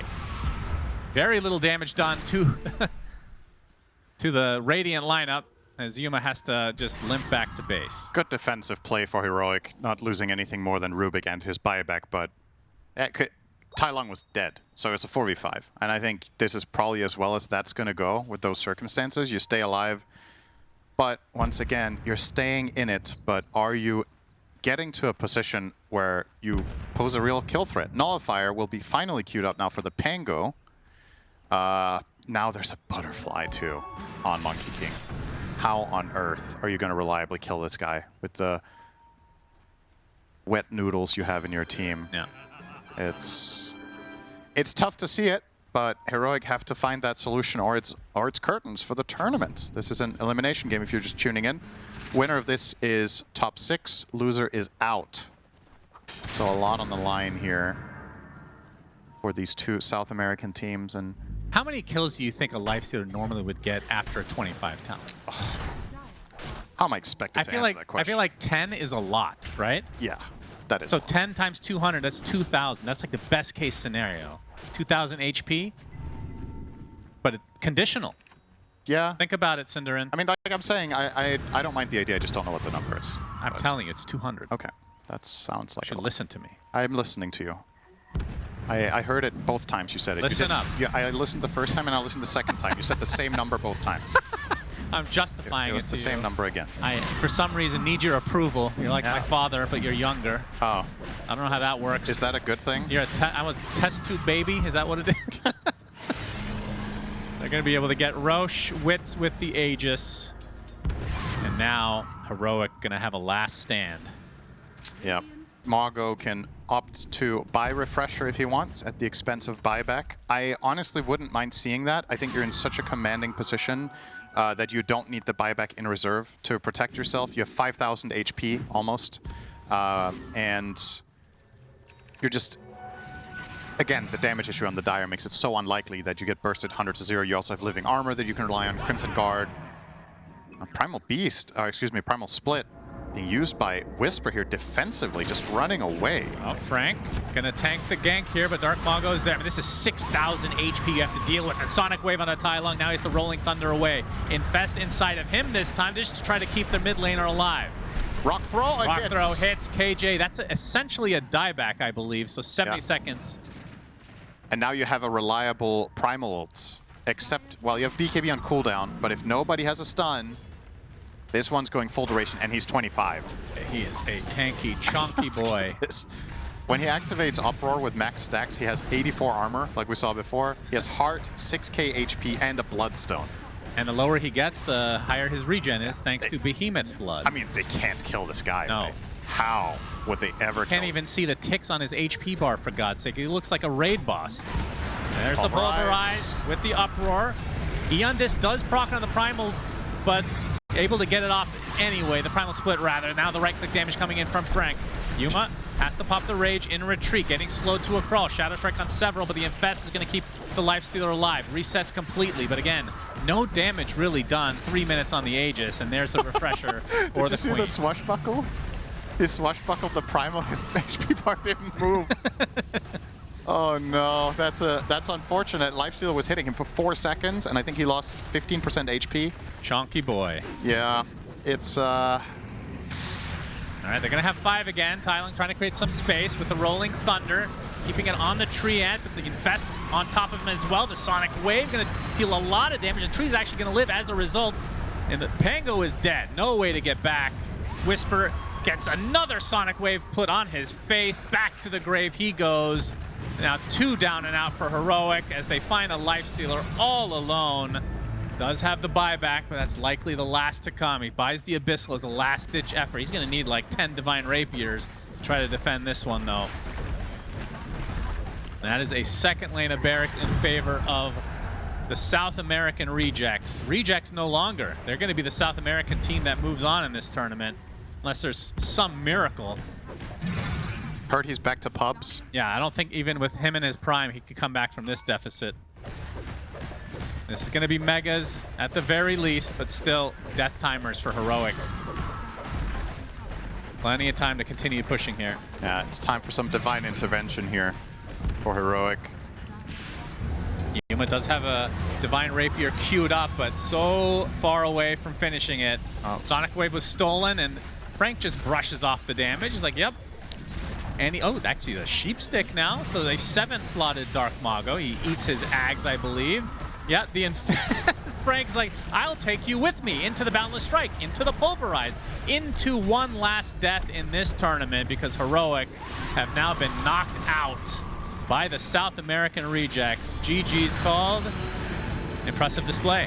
Yeah, that's what I was looking for when I was talking about it after game 2, and halfway through this game, I wanted to see a team with more